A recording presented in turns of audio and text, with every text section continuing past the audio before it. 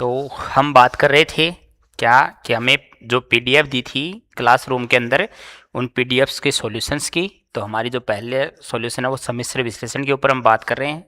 तो जिसके अंदर हमारे पास क्वेश्चन नंबर 1 जो है वो ये है हमारे पास, जिसकी हम बात करते हैं क्वेश्चन नंबर 1 की। तो क्वेश्चन नंबर 1 में अगर बात करें तो हमें इसकी लिमिट पूछी है कि इसकी लिमिट का मान जो है वो क्या आएगा। तो लिमिट की वैल्यू फाइंड करनी है हमें। तो हमारे पास जो क्वेश्चन दिया हुआ है वो दिया हुआ है कि अगर हम इसकी लिमिट फाइंड करें, limit z tends to 2 e की power iota pi by 3 Z cube plus का 8 अपॉन जेड की power 4 plus 4 Z square plus 16। अगर हम इसकी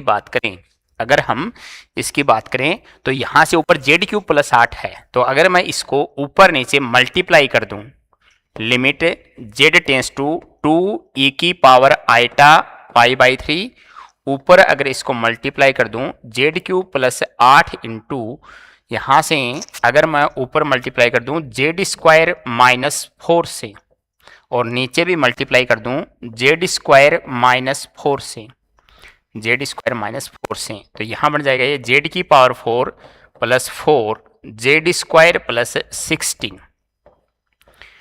तो ऐसा हमने इसलिए किया कि क्योंकि हम जानते हैं ए क्यूब माइनस बी क्यूब का जो फॉर्मूला होता है वो तो हमारे पास ए माइनस बी इंटू ए स्क्वायर प्लस का ए बी प्लस का बी स्क्वायर ये होता है। तो यहां से अगर मैं इसको जेड की पावर 4 को जेड स्क्वायर का स्क्वायर लिख दूं और ये 16 का मतलब 4 का स्क्वायर, तो यानी ए और बी की वैल्यू जेड स्क्वायर और 4 हो गई। तो यहां से ये अगर मेरे पास ए है और ये मेरे पास बी है तो ये हो गया ए माइनस बी इंटू ये हो गया ए स्क्वायर प्लस का ए बी प्लस का बी स्क्वायर, ये हो जाएगा।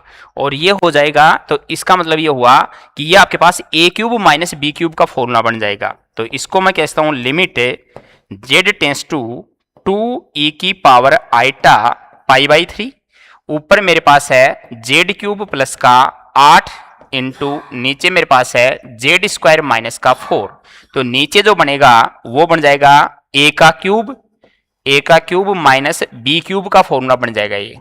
तो ये मेरे पास A cube minus B cube का जो है वो फॉर्मूला बन गया। और ये अगर ए क्यूब माइनस बी क्यूब का फॉर्मूला बन गया तो यहां से मैं इसको ये लिख सकता हूं कि अगर इसको ये लिख दूं limit Z tends to 2 e की power iota pi by 3, 2 e की power iota pi by 3 Z cube plus का 8 इंटू जेड स्क्वायर माइनस का 4 अपॉन यहां से टोटल जेड की पावर 6 बन गई और ये 4 का क्यूब बन गया। तो यानी ये आपके पास बन गया जेड की पावर 6 माइनस का 64, ये बन जाएगा हमारे पास। और ये अगर बन जाएगा तो यहां से देखो हम इसको क्या लिख सकते हैं, इसको मैं लिख सकता हूं लिमिट जेड टेंस टू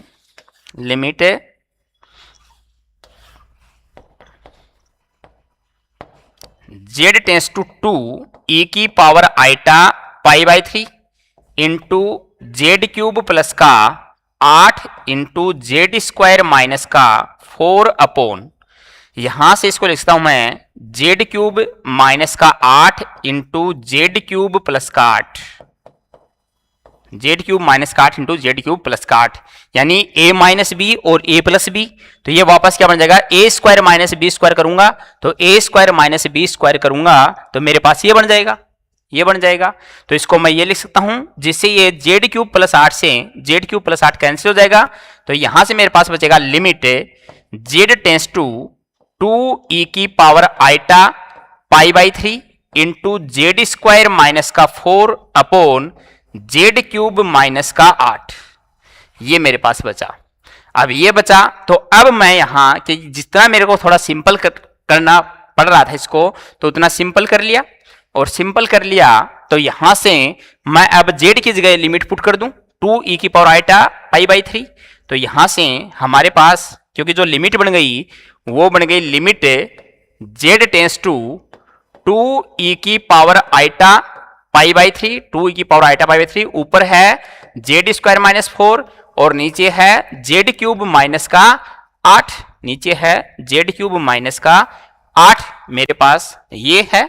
तो यहां से अब मैं जेड की जगह वैल्यू पुट करूं, तो जेड की जगह वैल्यू पुट करूंगा तो ये बन जाएगा जेड का स्क्वायर यानी 4 ई की power iota 2 pi by 3 minus का 4 अपॉन नीचे क्यूब करना है तो 2 का क्यूब 8 ई की पावर आइटा पाई का क्यूब करेंगे तो पाई बाई 3 का क्यूब करेंगे तो ई की पावर आइटा पाई माइनस का 8 हो जाएगा, माइनस का 8 हो जाएगा।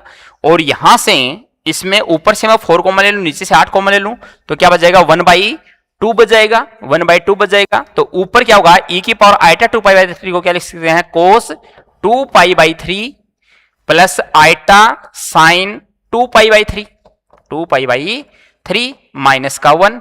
और नीचे क्या लिख सकते हैं ई की पावर आइटा पाई का मतलब cos pi plus iota sine pi और माइनस का 1 बचेगा, 8 मैंने कॉमन ले लिया।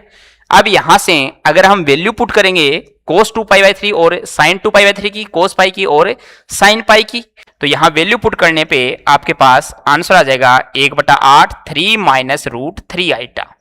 ये इसका आंसर हो जाएगा कि जो आपको लिमिट पूछी थी उस लिमिट की वैल्यू ये हो जाएगी। तो एक तरीका तो ये हमारे पास कि एक तो हम इस मेथड से सोल्व कर पाएंगे, एक तो हम इस मेथड से सोल्व कर पाएंगे। दूसरा मेथड हम यहां से ये भी यूज कर सकते हैं कि पहले हम लिमिट पुट करेंगे कि जेड की जगह 2 ई की power iota pi by 3 put करेंगे तो यहां से ये आपके पास 0/0 फॉर्मेट बनेगी। तो सेकंड मेथड हम क्या यूज कर सकते हैं यहाँ पे कि जो क्वेश्चन आपका उसमें सेकंड मेथड से भी सोल्व कर सकते हैं। तो ये हमने इसलिए सोल्व किया कि ए क्यूब माइनस बी क्यूब जैसा बनता दिख रहा था, ए क्यूब माइनस बी क्यूब जैसा बनता दिख रहा था। तो सेकंड मेथड हम ये भी अप्लाई कर सकते हैं कि जो आपको फाइंड करना है limit Z tends to 2 e की power iota pi by 3, z tends to 2 e की पावर आइटा पाई बाई 3 और ऊपर है जेड क्यूब प्लस का 8, जेड क्यूब प्लस का 8, नीचे है जेड की पावर 4 प्लस जेड की पावर 4 + 4 जेड स्क्वायर प्लस 16।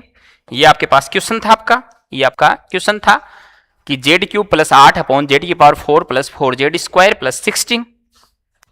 ये क्वेश्चन था आपके पास, ये क्वेश्चन था आपका कि जेड क्यूब प्लस 8 जेड की पावर 4 + 4 जेड स्क्वायर प्लस 16।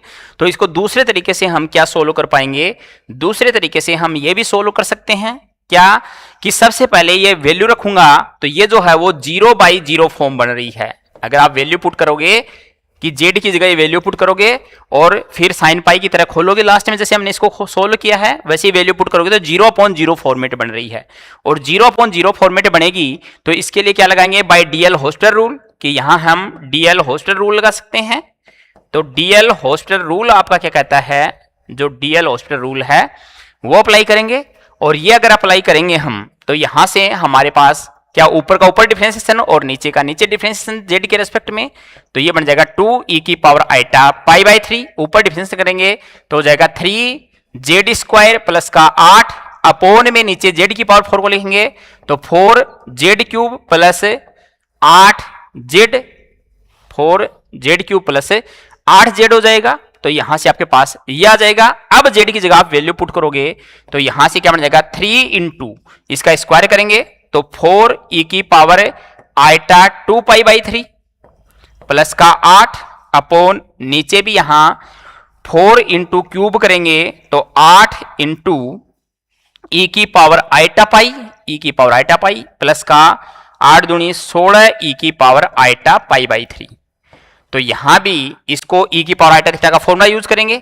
ई की पावर आइटा थीटा का मतलब है कोस थीटा प्लस का आइटा साइन थीटा, ये यूज करेंगे और थीटा की वैल्यू रखेंगे। तो यहां से भी आपके पास आंसर आएगा 1/8 3 माइनस रूट 3 आइटा।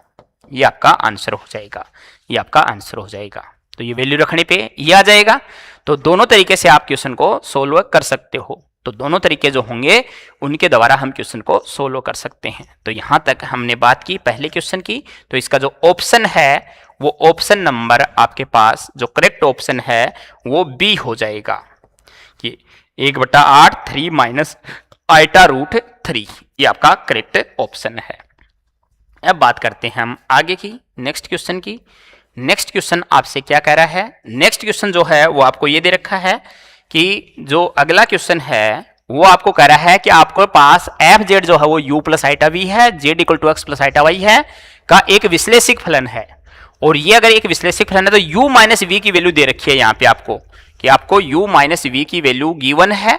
तो u माइनस वी की जो वैल्यू है वो आपको दे रखी है क्या, e की power x into cos y minus का साइन वाई, यानी ये दे रखी है।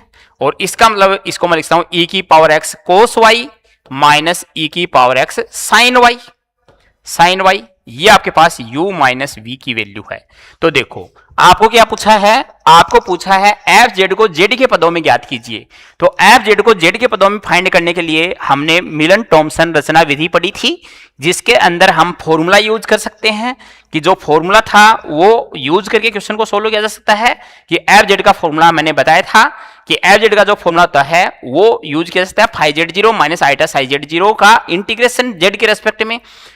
तो एक तो हम वो यूज कर सकते हैं। दूसरा, अगर हम थोड़ा सा बेसिक कॉन्सेप्ट यूज करें इसमें, कि क्वेश्चन आपका बेसिक कॉन्सेप्ट से भी हो जाएगा। बेसिक कॉन्सेप्ट के अकॉर्डिंग क्या, कि देखो यहां कंपेयर करें तो मैं ये कह सकता हूं कि यहां जो u की वैल्यू है वो क्या बनी, e की power x cos y, e की पावर x कोस y, और माइनस v की जो वैल्यू वो क्या बनी, e की power x sine y, e की पावर x साइन y।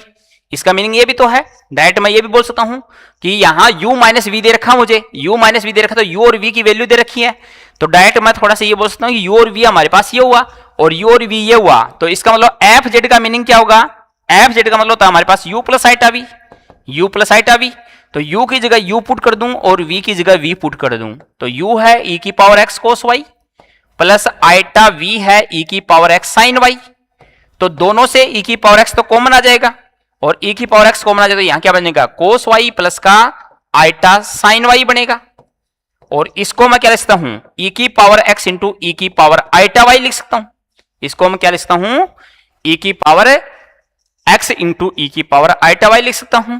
और यहां से e की पावर ऐड करेंगे तो e की power x plus iota y बनेगा ये, और x प्लस आइटा y का मतलब e की power x plus iota y को क्या बोलते हैं हम, कॉम्प्लेक्स में z बोल रहे थे, तो e की पावर z। तो एफ जेड जो वो आपके पास इस टाइप का आ गया, e की पावर z। और अगर मिलन टॉमसन रचना विधि से ज्ञात करते हैं हमें कांस्टेंट ऑफ इंटीग्रेशन और आता, तो कोई कांस्टेंट ऑफ इंटीग्रेशन और ऐड कर ले हम, जो C1 बोल रहा है कि ऑप्शंस के अंदर, तो हम C1 बोलते हैं उसको कि ये कांस्टेंट ऑफ इंटीग्रेशन आ गया। तो आपके पास जो ऑप्शन है वो बिना कोई फॉर्मूला यूज किए आ गया, ऑप्शन नंबर बी।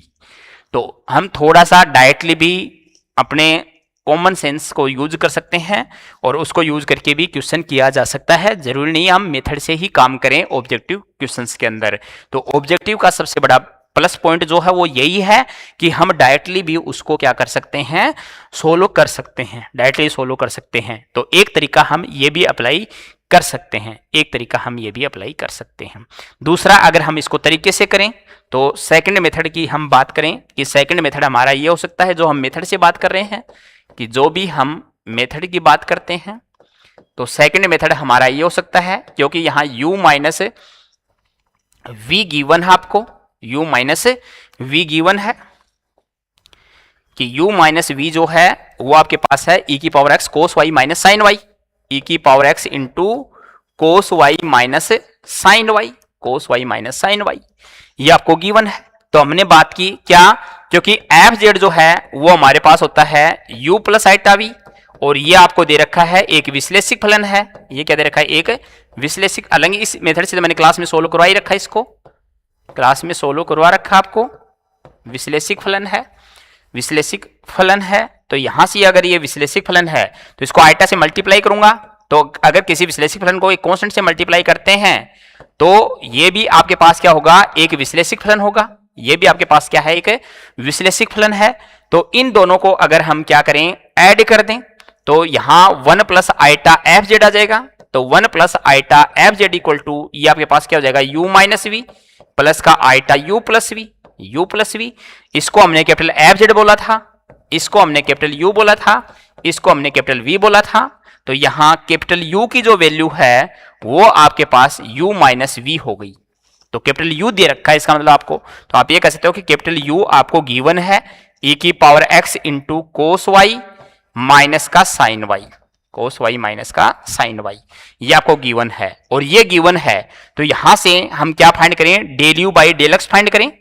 तो del u by del x find करेंगे, तो del u by del x आपके पास क्या जाएगा, del u by del x जो है वो जाएगा ई की power x into cos y minus का साइन वाई, जिसको हमने क्या नाम दिया था, फाई एक्स वाई नाम दिया था, कि इसको हमें फाई एक्स वाई नाम देते हैं। और ये अगर फाई एक्स वाई बन गया तो यहां से हम क्या फाइंड करें, phi z zero, phi z zero यानी एक्स की जगह जेड रखना है, वाई की जगह में जीरो रखना है। तो जैसे आप एक्स की जगह जेड रखोगे, वाई की जगह जीरो रखोगे, तो फाई जेड जीरो क्या जाएगा, ई की पावर जेड आ जाएगा, क्योंकि कोस एक्स की जगह तो जेड रखना है तो ई की पावर जेड हो गया, वाई की जगह जीरो रखोगे तो कोस जीरो का मान 1 और साइन जीरो का मान 0, तो ये ई की पावर जेड आ जाएगा। ऐसे ही यू का हम किसके रेस्पेक्ट में करें, वाई के रेस्पेक्ट में करें, तो del u by del y find करें, हम del u by del y find करेंगे, तो वाई के रेस्पेक्ट में करेंगे तो आंशिक कर रहे हैं, तो ई की power x into cos y का करेंगे तो माइनस का साइन वाई, माइनस का साइन वाई, और माइनस साइन वाई का करेंगे तो आपके पास क्या जाएगा, कोस वाई। और इसको हमने क्या नाम दिया था, साई नाम दिया था, कि इसको हम क्या बोल सकते हैं, साई एक्स वाई बोल सकते हैं। तो ये आपके पास क्या बन जाएगा, साई एक्स वाई बन जाएगा। और ये साई एक्स वाई बन जाएगा तो इससे भी आपको क्या फाइंड करना है, साई जेड जीरो फाइंड करना है, यानी एक्स की जगह जेड रखोगे, वाई की जगह जीरो रखोगे तो ये बन जाएगा ई की पावर जेड, वाई की जगह जीरो रखोगे तो इस बार ये जीरो जाएगा और ये कोस जीरो माइनस आ जाएगा, तो ये आपके पास क्या जाएगा, माइनस का ई की पावर जेड आ जाएगा।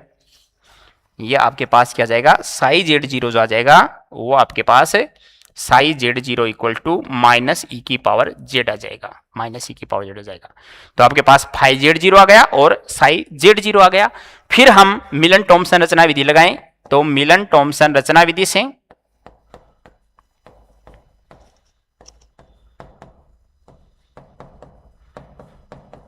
क्योंकि अब हम कैपिटल एफ के लिए काम कर रहे हैं तो कैपिटल एफ जेड बराबर फॉर्मूला लिखेंगे कि कैपिटल एफ जेड का फॉर्मूला क्या हो जाएगा, integration of phi z zero, जब u गिवन था तब तो होता है माइनस आइटा, और जब v गिवन होता है तो प्लस होता है, तो क्या हो जाएगा, माइनस का आइटा साई जेड जीरो और डी जेड प्लस एक कांस्टेंट ऑफ इंटीग्रेशन जो इसने c1 बोल रखा है, अभी तो हम c लिखें क्योंकि वो c1 कैसे बोल दिया, एक आपके पास कैपिटल एफ जेड की वैल्यू रखोगे तब।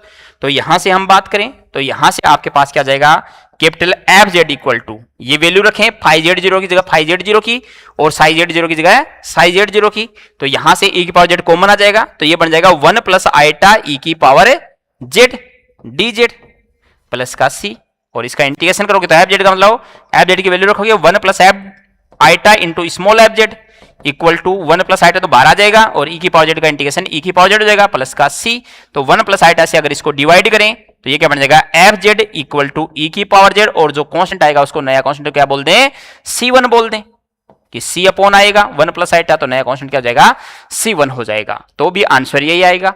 तो आप किसी भी तरीके से कर सकते हो, लेकिन मिलन टॉमसन रचना विधि से हमने काम किया तो थोड़ा सा हमें लेंथी प्रोसेस लगानी पड़ी, तो आप डायरेक्टली भी उसको सोल्व किया जा सकता है कि u की वैल्यू ये है और v की वैल्यू ये है, तो ये वैल्यू आपके पास गिवन है और जो वैल्यू दे रखी है उससे आपके पास काम हो जाएगा। तो यहां से आपके पास ये बन गया। अब बात करते हैं हम नेक्स्ट क्वेश्चन की, तो जो आपके पास ऑप्शन नंबर बी हो गया इसमें। अगला क्वेश्चन देखो, अगला क्वेश्चन आपसे ये पूछा है del two by del x square plus del two by del y square equal to into में लॉग मोड एफ डेस जेड की वैल्यू पूछी है, लॉग मोड एफ डेस जेड की वैल्यू पूछी है। तो यहां से देखो कि अगर हम इसकी बात करें तो यहां से आपसे फाइंड करना है del two by del x square plus del two by del y square into log of mod f days z की वैल्यू, इसकी वैल्यू फाइंड करनी है आपको कि इसकी वैल्यू क्या आएगी। तो यहां से हम जानते हैं कि del two by del x square plus del two by del y square की जो वैल्यू होती है वो होती है 4 times del two by del z bar के बराबर। ये बात हमने की थी क्लास में कि ये बात हमने कि इसकी वैल्यू आपके पास ये आती है, और यहां इसके ऊपर कोई u फंक्शन अप्लाई कर दूं तो ये लाप्लास इक्वेशन बन गई, और लाप्लास इक्वेशन बन गई तो आपके पास यहां से हम बात करें कि लाप्लास इक्वेशन के बराबर आंसर 0 आता है, वैसे भी आपके पास ऑप्शन 0 हो बनेगा। तो यहां से अगर हम काम भी करेंगे कि इसकी जगह ये वैल्यू पुट करें तो ये बन जाएगा 4 times del two by del z और del z bar, del two by del z और डेल जेड बार, ये बन जाएगा इंटू लॉग मोड एफ डेस जेड। ये हो गया, ये हो गया। अब क्वेश्चन में अगर ये दे देता एफ जेड आपके पास एक एनालिटिक फंक्शन है, तो एफ जेड आपके पास एनालिटिक फंक्शन की एनालिटिसिटी की बात कर रहे हैं हम यहाँ पे, तो यहां से इस चीज को हम ये लिख सकते हैं। और अब इसको जेड और जेड बार में अगर चेंज करना है तो मैं क्या करूं, इसको ये लिख सकता हूं del two by del z bar del z bar. ये जो 2 है यहां एक 2 रख लूं और एक 2 इसके ऊपर ले जाऊं, तो इसको मैं लिखता हूं log mod F dash z का स्क्वायर, कि जो 2 था वो एक 2 में ऊपर ले गया, कि इसको 2 इंटू 2 लिख लिया 4 को, तो log से पहले 2 अगर है तो ऊपर चला जाएगा, ऐसे इसलिए लिखा। क्यों? क्योंकि हमने बात की थी मोड जेड स्क्वायर की जो वैल्यू होती है उसको क्या बोलते हैं हम, जेड इंटू जेड बार बोलते हैं, जेड इंटू जेड बार बोलते हैं। तो इसको क्या लिख सकता हूं मैं कि ये और इसका बार लिख सकता हूं, तो यहां से इसको मैं ये लिख सकता हूं 2 into del z bar del z bar equal to into इसको लिख दूं लॉग इंटू इसको लिखूं एफ डेश जेड का काम करा है तो F dash Z into F dash z का बार लिख सकता हूं इसको। तो इसको हमें ये लिख सकते हैं और ये log m into log n बन गया, तो log m into log n बन गया, तो इसको लिखते हैं 2 times del two by del z bar into log f dash z plus log f dash z का बार f डेश जेड का होल बार। इसको ये लिखा जा सकता है, तो इसको हम ये लिख सकते हैं। और यहां से अगर मैं बात करूं तो इसको मैं क्या लिख सकता हूं कि इसका मुझे डिफरेंशिएशन करना है किसके रेस्पेक्ट में, ये तो आपके पास क्या था डेल जेड बार था, स्क्वायर लिखा गया भाई उसको, डेल जेड और डेल जेड का बार था।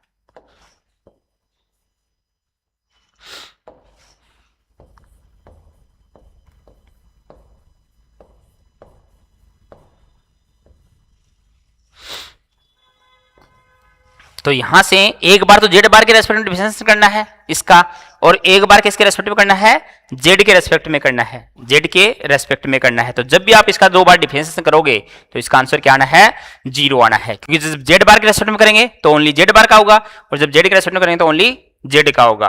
तो ये बात भी हमने कर रखी थी क्लासरूम में, तो यहां से इसका आंसर क्या जाएगा, 0 आ जाएगा। क्वेश्चन वहां प्रॉपर वे में सोल्व करा रखा है, अब तो डिफरेंशिएशन करना बचा है, तो यहां से ये आ जाएगा। अब चलते हैं नेक्स्ट क्वेश्चन के ऊपर।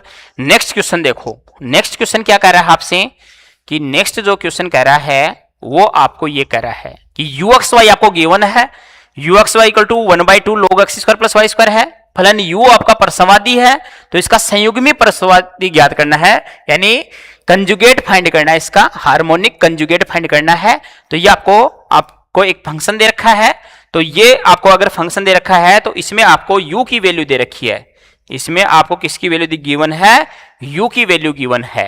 तो जो u की वैल्यू गिवन है वो आपको क्या गिवन है, u इक्वल टू दे रखा है 1/2 log x square plus y square. तो एक तो हम क्वेश्चन को तरीके से करें, वो तो हमने क्लास में बात कर रखी है। एक दूसरा हम क्या करें, क्योंकि ऑब्जेक्टिव क्वेश्चन है आपके और ऑब्जेक्टिव है तो हम थोड़ा सा काम शॉर्टकट भी कर सकते हैं, क्योंकि परसवादी फलन हमने किसको कहा था कि एक ऐसा फलन जो लाप्लास समीकरण को संतुष्ट करे, और वो कैसा होना चाहिए आपके पास, एनालिटिक भी होना चाहिए। तो एनालिटिक होना चाहिए, तो इसमें एक ऐसे क्वेश्चन में जब भी परसवादी संयुग्मी पूछे तो वो हमेशा कॉची-रीमान समीकरण को जरूर संतुष्ट करेगा, और कॉची-रीमान समीकरण को संतुष्ट करेगा तो हम कॉची-रीमान समीकरण संतुष्ट करवा के देख लें। ऐसे क्वेश्चन को हैंडल करने का सबसे बेस्ट तरीका यही है। तो यहां से हम क्या फाइंड करें, del u by del x find करें, कि यहां से del u by del x क्या आएगा, तो del u by del x हो जाएगा 1/2 इंटू log का करोगे तो 1 log x का 1 x, तो ये x स्क्वायर और फिर x square plus y square का करोगे तो इंटू में 2x हो जाएगा, तो 2 से 2 आपका कैंसिल हो गया। तो यानी आपके पास जो del u by del x आया वो del u by del x आ गया x square plus y square, ये आ गया। और del u by del y find करोगे तो del u by del y आएगा आपके पास, बस यहां क्या होना है, 2y होना है, तो x की जगह y आ जाएगा, y/x square plus y square, ये आपके पास क्या जाएगा, del u by del y आ जाएगा। तो आपके पास del u by del x आ गया और del u by del y आ गया। अब जिस ऑप्शन से कोई कॉची-रीमान समीकरण आपके पास क्या थी कि del u by del x का मान किसके बराबर होना चाहिए, del u by del x का मान बराबर होना चाहिए del v by del y के, और del u by del y का मान किसके बराबर होना चाहिए, माइनस का del v by del x के, इसके बराबर होना चाहिए। तो जो ऑप्शन इस सीआर इक्वेशन को संतुष्ट कर रहा है। ये कॉची रीमान इक्वेशन की बात की थी हमने, तो जो आपका ऑप्शन इस कॉची रीमान समीकरण को संतुष्ट करेगा वो आपका आंसर होगा, वो आपका आंसर होगा। तो देखो भाई ऑप्शन ए, भाई ऑप्शन ए को ही चेक करें हम, तो ऑप्शन ए को, ये आपके पास v की वैल्यू दे रखी है tan inverse y upon x plus का c। तो यहां से क्या फाइंड करें, del v by del x find करें, del v by del x find करें। तो यहां से del v by del x find करेंगे तो tan इनवर्स का क्या होगा, 1 अपॉन 1 प्लस एक्स स्क्वायर। तो 1 प्लस एक्स स्क्वायर क्या बन जाएगा, y square upon x square. उसके बाद y अपॉन एक्स का और करेंगे तो माइनस का y अपॉन एक्स स्क्वायर। तो ये आपके पास क्या गया, माइनस का y upon x square plus y square. ये आपके पास del v by del x आ गया, ये आपके पास del v by del x आ गया। तो यहां से del v by del x आपके पास ये आ गया। अब वापस आप क्या फाइंड करोगे, del v by del y. तो del v by del y अगर फाइंड करेंगे तो del v by del y आपके पास क्या जाएगा, तो del v by del x जो है y के रेस्पेक्ट में करोगे तो यहां बस चेंज आना है, ये तो यही आना है। तो ये क्या आ जाएगा, 1 upon 1 plus y square upon x square, y square upon x square. इस बार y के रेस्पेक्ट में कर रहे हो तो केवल y का होगा, आंसर कर रहे हो तो y का 1 हो गया और 1 अपॉन एक्स कांस्टेंट है तो 1 अपॉन एक्स आ गया। तो एक्स स्क्वायर एलसीएम लेंगे तो एक्स एक्स कैंसिल हो जाएगा, तो ये बन जाएगा x upon x square plus y square. तो देखो यहाँ पे कि del u by del x की जो वैल्यू थी वो आपके पास x upon x square plus y square है, del v by del y की वैल्यू वही आ रही है। इसका मतलब ये हो गया कि यहाँ del u by del x जो है वो बराबर हो गया del u by del y के, और जो del u by del y की वैल्यू है इसको अगर माइनस से मल्टीप्लाई करोगे तो ये होगा। तो इसका मतलब ये संतुष्ट होती है और ये संतुष्ट होती है, तो इसका मतलब आपके पास ऑप्शन नंबर ए ही करेक्ट हो गया कि आपका जो ऑप्शन नंबर ए है वही आपका करेक्ट आंसर है। तो सीआर इक्वेशन जो है वो केवल आपके पास ये संतुष्ट कर रहा है क्योंकि यहां देखो 2 लिखा हुआ है और 2 लिखा हुआ है उसकी वजह से एक 2 एक्स्ट्रा आएगा, जबकि del u by del x में एक 2 एक्स्ट्रा आएगा और यू में तो है ही नहीं, तो इसलिए ऑप्शन नंबर सी नहीं हो सकता, ऑप्शन नंबर डी नहीं हो सकता। इसमें एक्स अपॉन वाई उल्टा लिखा हुआ है, एक्स अपॉन वाई उल्टा लिखा हुआ है, तो ये भी आपके पास है कॉची रीमान समीकरण को संतुष्ट नहीं करेगा। तो केवल एक ही ऑप्शन ऐसा होगा जो सीआर इक्वेशन को संतुष्ट करेगा। या कई बार अगर ऐसा हो जाए कि 2 ऑप्शन अगर कॉची रीमान समीकरण को संतुष्ट कर रहे हैं तो आपके पास दूसरी क्या चेक करनी है, लाप्लास समीकरण। लाप्लास समीकरण भी संतुष्ट करवानी है कि जो u दे रखा है वो तो लाप्लास समीकरण संतुष्ट करेगा ही, जो v दे रखा है वो लाप्लास समीकरण और संतुष्ट करनी चाहिए कि del two v by del x square plus del two v by del y square की वैल्यू जो 0 कर देगा फिर वो ऑप्शन सही होगा। तो आपको कोई मेथड से चलना ही नहीं है, बिना मेथड भी आप काम कर सकते हो। तो थोड़ा सा आपको ऑब्जेक्टिव में ये भी माइंड यूज करना है। तो यहां तक हमने बात की, अब करते हैं नेक्स्ट क्वेश्चन के ऊपर।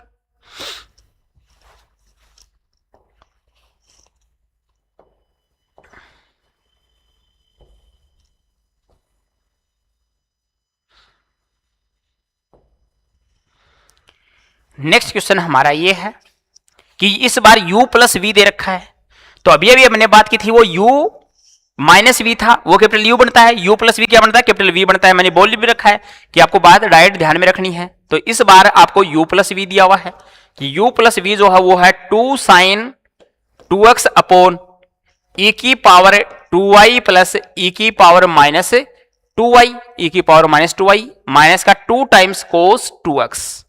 ये आपको दे रखा है, ये आपको दे रखा है और ये दे रखा है, तो वही एफ जेड एक विश्लेषिक फलन बता रखा है क्योंकि ये तो बताई गई, तभी आप उसको आइटा से मल्टीप्लाई करा के विश्लेषिक बोल सकते हो। तो एफ जेड एक विश्लेषिक फलन दिया हुआ है, तो आपसे कह रहा है एफ जेड जो है वो जेड के पदों में ज्ञात कीजिए। एफ जेड को किसके पदों में ज्ञात करना है, हमें जेड के पदों में ज्ञात करना है। तो वही मिलन थॉमसन रचना विधि लगानी पड़ेगी। इस बार कैपिटल u प्लस वी दे दिया, इसका मतलब ये क्या बनता है, कैपिटल v बनता है, तो कैपिटल v आपको दे दिया। तो कैपिटल v क्या दे दिया, 2 साइन 2x अपॉन, इसको यहां जो e की पावर 2y प्लस e की पावर माइनस 2y है, इसको मैं लिखता हूं 2 कोस हाइपरबोलिक y का फॉर्मूला है, ये 2 कोस हाइपरबोलिक y का फॉर्मूला है, तो इसको 2 कोस हाइपरबोलिक y लिख सकते हैं। क्यों, क्योंकि कोस हाइपरबोलिक थीटा का फॉर्मूला होता है आपके पास e की पावर थीटा प्लस e की पावर माइनस थीटा अपॉन 2। तो थीटा की वैल्यू यहां क्या हो गई आपके पास 2y होगी, सॉरी कोस 2 कोस हाइपरबोलिक 2y, 2 कोस हाई पैराबोलिक 2y लिख सकते हैं इसको, ये बन गया आपके पास। तो यहां से इतना तो लिखा हुआ था कि e की पावर थीटा मतलब e की पावर 2y, प्लस ई की पावर माइनस थीटा का मतलब माइनस 2i अपॉन 2 नहीं है तो 2 इधर चला जाएगा, तो ये 2 कोस हाइपरबोलिक थीटा का फॉर्मूला बनेगा और थीटा की जगह क्या है 2i है।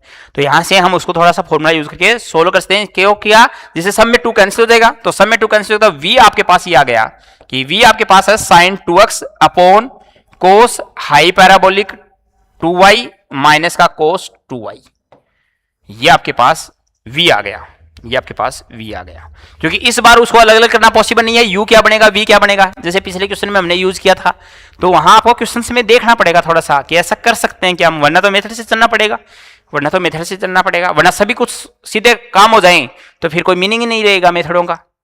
तो ऑब्जेक्टिव में ये नहीं है मेथड यूज नहीं होंगे, मेथड भी यूज होंगे, लेकिन आपको अगर थोड़ा सा सीधा आपसे काम हो रहा है तो आप डायरेक्टली भी लगा सकते हो, अप्लाई कर सकते हो। तो यहां से ये आ जाएगा और ये आ जाएगा, तो अब इस बार v दिया हुआ है, v दिया हुआ है, इसका मतलब del v by del x जो है उसको तो हम क्या मानेंगे, फाई की बजाय साई मानेंगे। अब मैंने बताया था जब v गिवन है तब ये करना है, और del v by del y को क्या मानेंगे, फाई मानेंगे, del v by del y को क्या मानेंगे, फाई मानेंगे।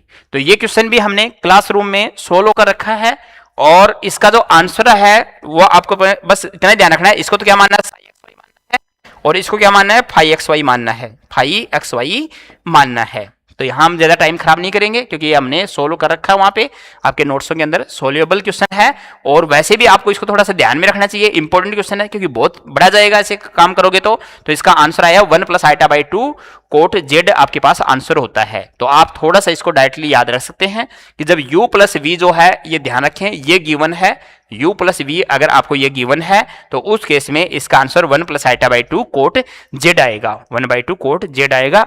मैंने नोट्सों में सोल्व करवा रखा है इसलिए मैं यहाँ टाइम खराब नहीं कर रहा इस क्वेश्चन में, तो यहां से हमने बात कर रखी है। अब चलते हैं नेक्स्ट क्वेश्चन पे।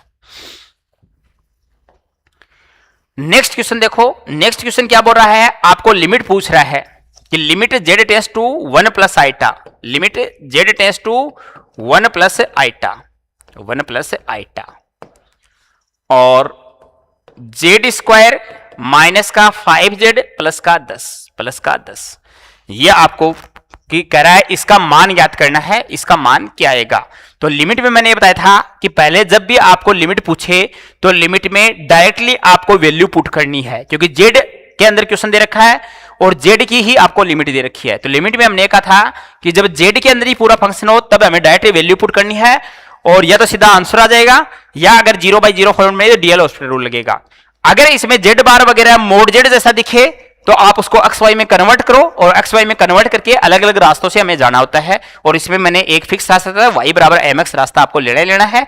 अगर उसमें m की वैल्यू डिपेंड करे, m रह जाए तब तो आपके पास लिमिट एग्जिस्ट करेगी नहीं, लिमिट एग्जिस्ट करेगी नहीं। तो यहां से देखो, यहां हम बात करते हैं कि पहले मैं डायरेक्ट वैल्यू पुट करता हूं, तो जेड की जगह 1 प्लस आइटा पुट करूं तो 1 प्लस आइटा का स्क्वायर माइनस का 5, 1 प्लस आइटा प्लस का 10। तो यहां से इसको खोलोगे तो ये आपके पास ओनली बचेगा 2 आइटा, क्योंकि 1 का square plus iota square minus 1 बनेगा, तो a square plus b square वो तो 0 हो गया, और प्लस 2a भी करोगे तो 2 आइटा बचेगा। यहां से हो गया माइनस का 5 आइटा प्लस का 10, ये आ जाएगा और ये आ जाएगा। तो यहां से देखो ये क्या बचा आपके पास, माइनस का 3 आइटा, और क्या बचेगा प्लस का 5। इसका मतलब ये आपके पास आंसर आ जाएगा 5 माइनस 3 आइटा कॉम्प्लेक्स नंबर। तो आपके पास 5 minus 3 iota option number D के अंदर है, ऑप्शन नंबर डी के अंदर है। तो ये इसका आंसर हो जाएगा, ये इसका आंसर हो जाएगा। तो यहां से इसका सॉल्यूशन ये आएगा। तो लिमिट में दो ही तरीके हैं कि जब सब में जेड दिखे तो आप डायरेक्ट वैल्यू पुट करो, डायरेक्ट वैल्यू पुट करने से अगर सही वैल्यू आ गई तब तो आपके पास आंसर हो जाएगा, या 0/0 फॉर्मेट बनेगी तो डीएल हॉस्पिटल रूल लगा लेंगे, या कोई कॉमन फैक्टर होगा, जैसे पिछले पहला क्वेश्चन क्या था लिमिट में, उसमें कॉमन फैक्टर बन गया था ऊपर नीचे कुछ मल्टीप्लाई करने से, तो वो कैंसिल कर देंगे, या आपको मोड जेड वगैरह दिखेगा तो फिर आपको उसको एक्स वाई में कन्वर्ट करना है और अलग अलग रास्तों से जाना है।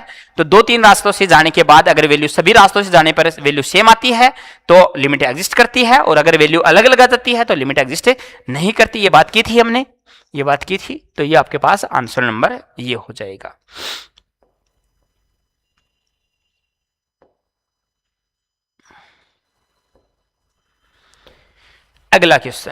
अगला क्वेश्चन आपको दिया हुआ है एफ जेड इक्वल टू ये दे रखा है कि एफ जेड का मान अगर जेड की वैल्यू आइटा नहीं है तो आपको फंक्शन की वैल्यू क्या दे रखी है, जेड क्यूब प्लस 2z, और अगर जेड की वैल्यू आइटा है तो फंक्शन की वैल्यू रखी है 3 प्लस 2 आइटा।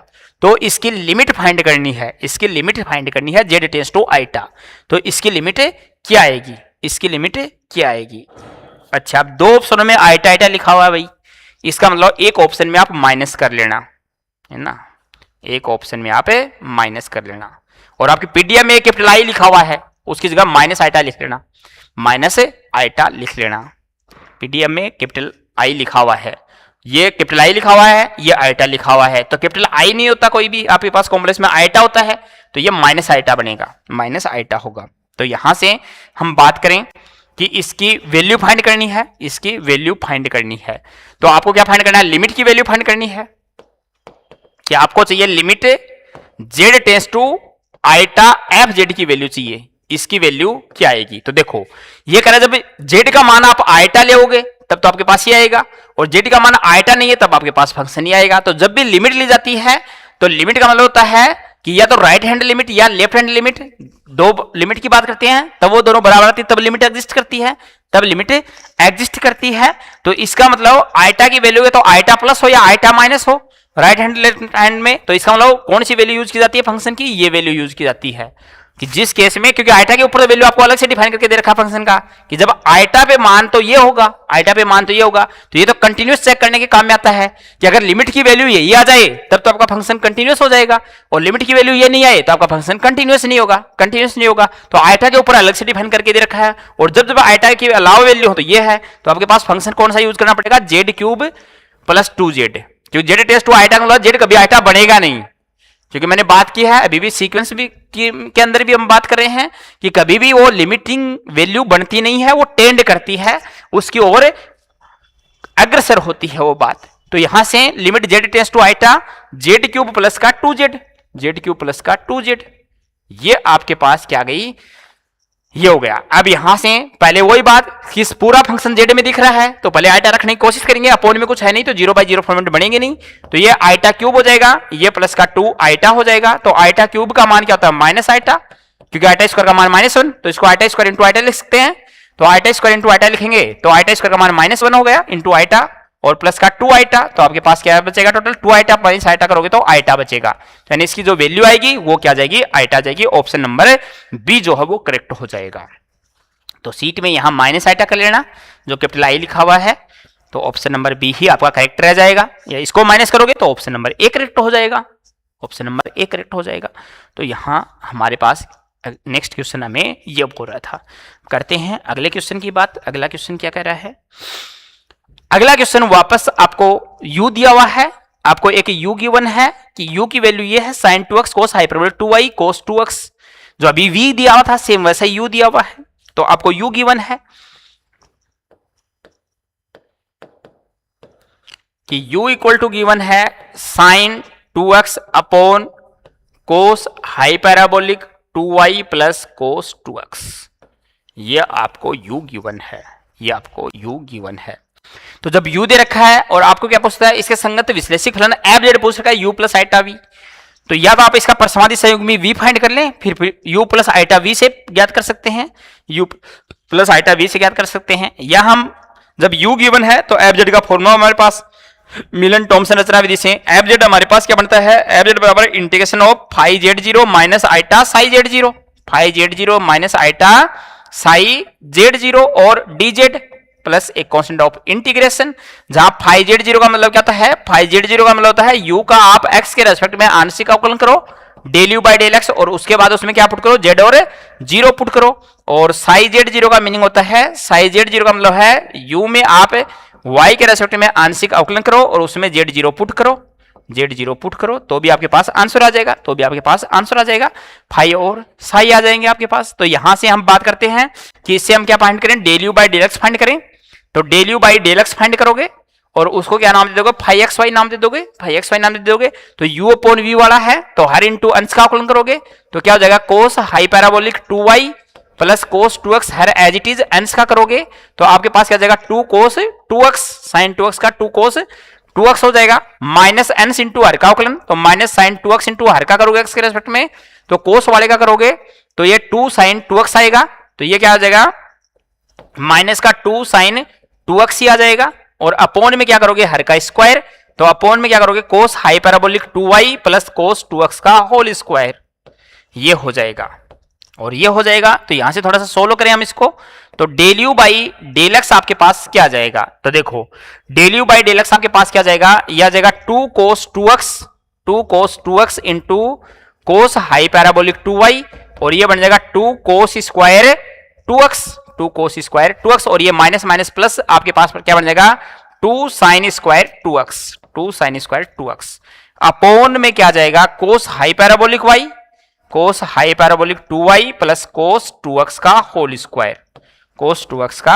स्क्वायर, ये आ जाएगा आपके पास। तो यहां से 2 कॉमन आते हैं, sign square theta plus cos square theta की वैल्यू 1 हो जाएगी, तो ऊपर से भी 2 कॉमन ले लूं, तो 2 कॉमन लेते ही ये क्या बन जाएगा आपके पास, cos 2x into cos hyperbolic 2y plus का 1, ये आ जाएगा, क्योंकि sine square theta plus cos square theta की वैल्यू क्या हो जाएगी, 1 हो जाएगी आपके पास, sine square theta plus cos square theta की वैल्यू 1 बन जाएगी। तो ये हो जाएगा और ये हो जाएगा, तो अपोन में क्या है, cos hyperbolic 2y plus cos 2x का होल स्क्वायर, ये है, और इसको क्या नाम देते हैं, फाई एक्स वाई नाम देते हैं, तो ये फाई एक्स वाई बन गया।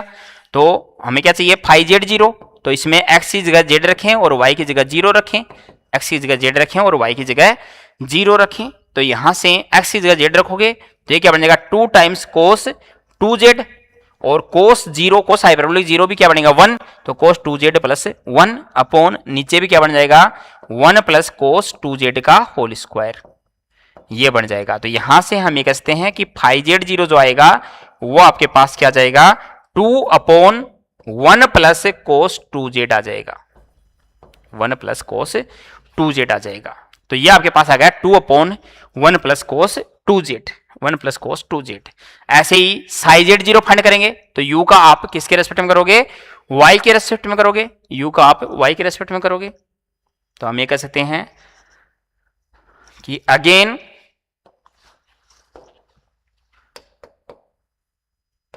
अगेन आपको जो u गिवन है वो है sine 2x upon cos hyperbolic 2y plus cos 2x, यही था आपके पास, sine 2x upon cos hyperbolic 2y plus cos 2x, ये आपके पास है। तो आपको क्या चाहिए, del u by del y चाहिए, del u by del y चाहिए। तो del u by del y करेंगे तो हर इंटू अंश का 0 हो जाएगा, फिर माइनस अंश इंटू हर का करेंगे, तो हर का आपको y के रेस्पेक्ट में करना है, तो कोस हाइपरबोलिक करोगे तो हाई पैराबोलिक का पॉजिटिव होता है, sine hyperbolic 2y, sine hyperbolic 2y, और फिर 2y का करोगे तो इंटू 2 अपॉन हर का स्क्वायर, तो cos hyperbolic 2y plus cos 2x का होल स्क्वायर, जिसको क्या नाम देंगे, साई एक्स वाई नाम देंगे। तो इसलिए आपके पास क्या चाहिए, साई जेड 0 चाहिए, तो साई जेड 0 चाहिए, तो y की जगह जैसे आप 0 रखोगे तो साइन हाइपरबोलिक 0 0 हो जाएगा, तो ये पूरा आपके पास क्या जाएगा 0 आ जाएगा। तो फाई जेड 0 और साई जेड 0 आ गया, तो हम यूज कर ले मिलन टॉमसन रचना विधि से, मिलन टॉमसन रचना विधि से।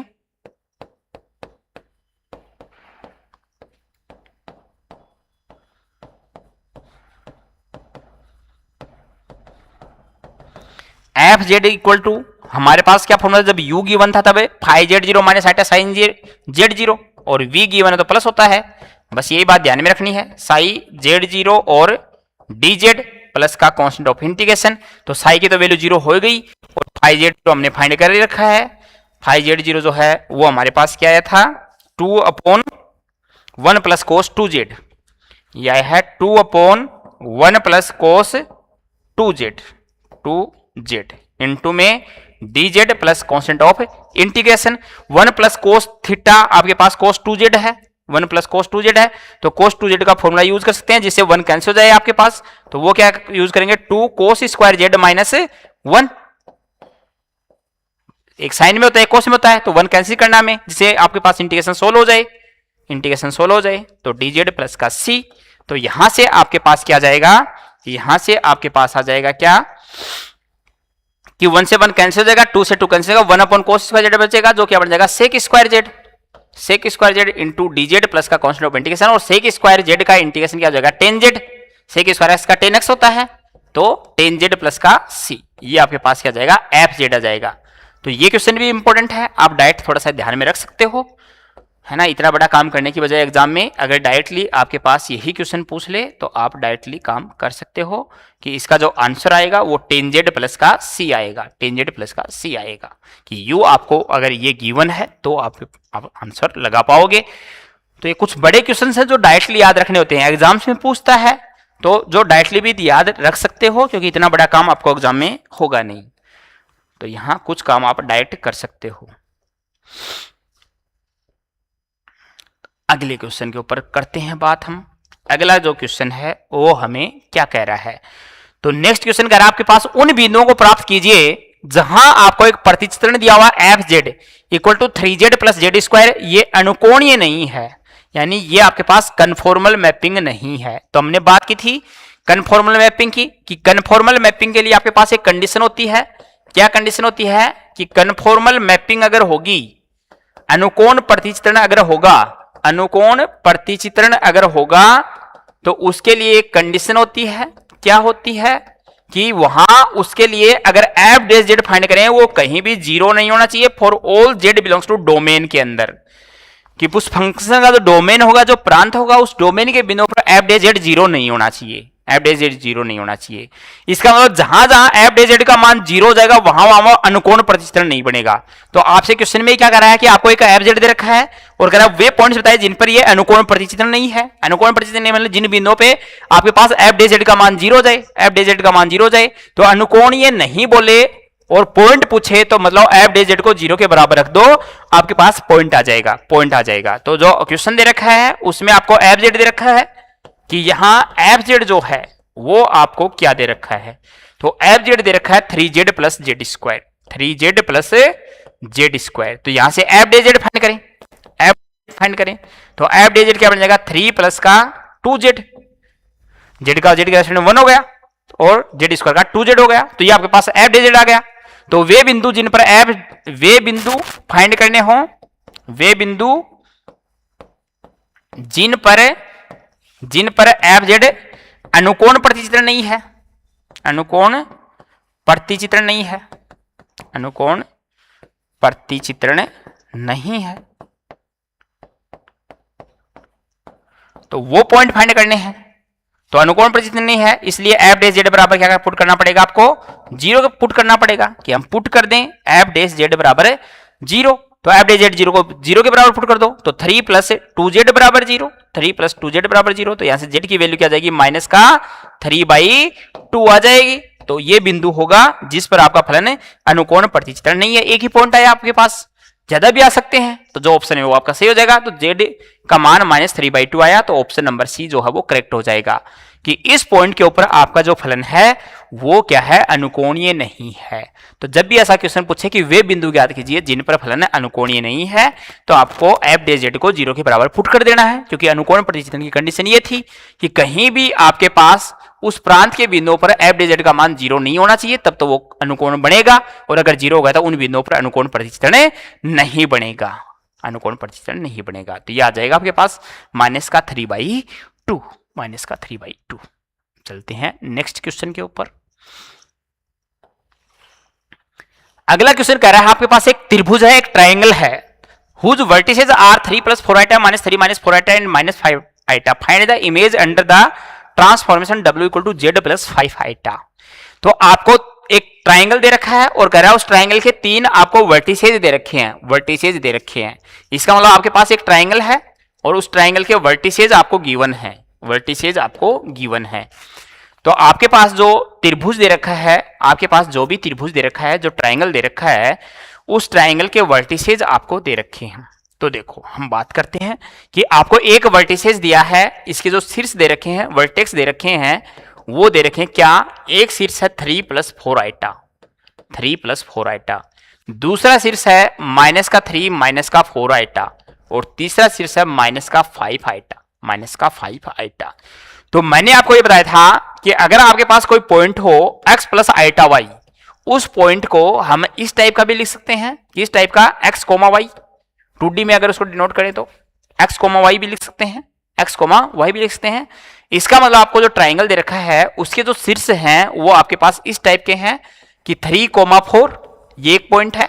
दूसरा पॉइंट क्या है, शीर्ष -3, -4, और तीसरा शीर्ष क्या है, रियल पार्ट इसका 0 है, यानी x की वैल्यू तो 0 है, y की वैल्यू -5 है। तो यानी आपको ये पॉइंट दे रखे हैं कि जिसके शीर्ष ये होंगे 3 + 4 आइटा, यानी ये कॉम्प्लेक्स फॉर्म में लिखे हुए हैं। तो कॉम्प्लेक्स फॉर्म में लिखे हुए हैं तो यहां से हम इन शीर्ष को ये बोल सकते हैं कि आपको ऐसा ट्राइंगल दिया हुआ है जिसके वर्टिसेज ये आए, जिसके वर्टिसेज ये आए। तो कह रहा है कि इस ट्रांसफॉर्मेशन के अंतर्गत इनका प्रतिचित्रण बताना है, इनका प्रतिचित्रण कहां होगा। यानी ये जो वर्टिसेज दे रखे हैं, ऑप्शन जो दे रखे हैं वो भी हमें वर्टिसेज ही दे रखे हैं, यानी वो डब्ल्यू प्लेन में कहां मैप करेगा। डब्ल्यू प्लेन में ये जो ट्राइंगल दे रखा है जेड प्लेन में दे रखा है, तो ये आपको किस में दिया हुआ है, जेड प्लेन में। ये किस में बात कर रहा है, जेड प्लेन में बात कर रहा है। तो जेड प्लेन में आपको एक त्रिभुज के शीर्ष दे रखे हैं और कह रहा है डब्ल्यू प्लेन में इस रूपांतरण के अंतर्गत वो कहां प्रतिचित्रित होगा, यानी उसके शीर्ष क्या आएंगे, शीर्ष क्या आएंगे। तो आप क्या करते थे रूपांतरण के लिए कि डब्ल्यू बराबर क्या दे रखा हमें, डब्ल्यू बराबर दे रखा z plus 5 iota, z plus 5 iota. इसका मतलब ये एक्स वाई की वैल्यू मेरे पास, उसने डब्ल्यू की वैल्यू फाइंड करनी है, डब्ल्यू का मतलब यू और वी की, क्योंकि हमने कहा था जेड बराबर हम हमेशा x plus iota y put करेंगे। जेड बराबर क्या पुट करेंगे, x plus iota y put करेंगे, और डब्ल्यू बराबर क्या पुट करेंगे, यू प्लस आइटा वी। तो इसके अंदर पुट कर दें, हम क्या पुट कर दें, जेड की जगह तो x plus iota y, z की जगह तो एक्स प्लस आइटा वाई, और डब्ल्यू की जगह क्या पुट कर दें, यू प्लस आइटा वी। डब्ल्यू की जगह क्या पुट कर दें, यू प्लस आइटा वी। ये अगर हम इसमें पुट कर दें तो ये अगर पुट करेंगे तो ये क्या आ जाएगा, u plus iota v, u plus iota v. Z की जगह क्या पुट कर देंगे, x plus iota y plus का 5 आइटा, प्लस का 5 आइटा। तो यहां से आ जाएगा u plus iota v equal to x plus iota में अगर कॉमन ले लूं तो y प्लस 5, y प्लस 5। इसका मतलब रियल पार्ट के बराबर होगा, इमेजिनरी पार्ट के बराबर होगा। जब दो कॉम्प्लेक्स नंबर बराबर हों तो यहां से क्या आ जाएगा, u बराबर तो x आ जाएगा और v बराबर क्या आ जाएगा, y प्लस का 5 आ जाएगा, y प्लस का 5 आ जाएगा। तो इसका मतलब आपको जो वर्टिसेज दे रखे हैं वो एक्स वाई में दे रखे हैं, यानी एक्स वाई आपके पास गिवन है और उसको किस में ट्रांसफॉर्म करना है, आपको यूवी के अंदर लिखने हैं, आपको यूवी के अंदर लिखने हैं। तो पहला वर्टिसेज क्या दे रखा है, 3,4, 3,4 दे रखा है, 3,4 दे रखा है। तो ये कहां मैप करेगा, तो रखो इसमें x की वैल्यू 3 u में, तो u की वैल्यू क्या आ जाएगी 3, u की वैल्यू तो क्या रहेगी 3, और v की वैल्यू क्या होगी, यहां 4 रखोगे तो 4 रखोगे तो v की वैल्यू क्या हो जाएगी 9 हो जाएगी। तो आपके पास एक शीर्ष ये बनेगा 3,9। दूसरा शीर्ष आपको क्या दे रखा है, -3 -4, -3 -4। तो इसके लिए आपके पास u क्या बनेगा, u में रखो x की वैल्यू -3, तो u की वैल्यू तो बन गई -3, और v में रखेंगे -4, तो -4 रखेंगे यहां पे, तो आपके पास -4 + 5 क्या बन गया, 1 बन गया। तो v की वैल्यू 1 बन गई, तो ये हो जाएगा। अगला क्या है आपके पास 0, -5, 0, -5, ये कहां प्रतिचित्रित होगा, तो 0, -5 u में x की जगह 0 रखो क्योंकि एक्स वाई की वैल्यू है, ये आपको एक्स वाई की वैल्यू दे रखी है, हमें u v की वैल्यू फाइंड करनी है। तो x बराबर क्या हो जाएगा 0 और v बराबर क्या हो जाएगा, v में -5 रखेंगे तो 0, तो ये आ जाएगा। इसका मतलब अगर इसको कॉम्प्लेक्स फॉर्म में लिखें तो ये आपके पास एक से क्या आ जाएगा 3 + 9 आइटा, 3 + 9 आइटा। इसको क्या लिख सकते हैं, -3 + आइटा, और ये क्या बनेगा आपके पास 0 + आइटा 0 0। तो आपके पास जो शीर्ष आएंगे वो डब्ल्यू प्लेन में जो ऑप्शन नंबर सी में लिखे हुए हैं ये शीर्ष होंगे। तो डब्ल्यू प्लेन में जो ट्राइंगल बनेगा वो उसके शीर्ष जो होंगे वो आपके पास ये आएंगे, वो आपके पास ये आएंगे। तो जब भी प्रतिचित्रण का क्वेश्चन होता है ऐसे ही करते हैं हम सोल्व कि आपको एक्स वाई और यूवी की वैल्यू फाइंड करनी है। एक्स वाई की दी हुई है तो यूवी की फाइंड कर लो, यूवी की दी हुई है तो एक्स वाई की फाइंड कर लो, एक्स वाई की फाइंड कर लो। तो ये आपका क्वेश्चन नंबर 10 था आपकी पीडीएफ का। चलते हैं नेक्स्ट क्वेश्चन के ऊपर। क्वेश्चन नंबर जो है वो है 11। तो क्वेश्चन नंबर 11 क्या कह रहा है कि f z equal to u plus iota v एक विश्लेषिक फलन है, तो निम्न में से कौन सा कथन सत्य है, निम्न में से कौन सा कथन सत्य है। तो देखो कि हमने कहा था कि अगर एफ जेड जो है वो u प्लस आइटा वी आपके पास एक विश्लेषिक फलन है, u प्लस आइटा वी क्या है, एक विश्लेषिक फलन है, विश्लेषिक फलन है।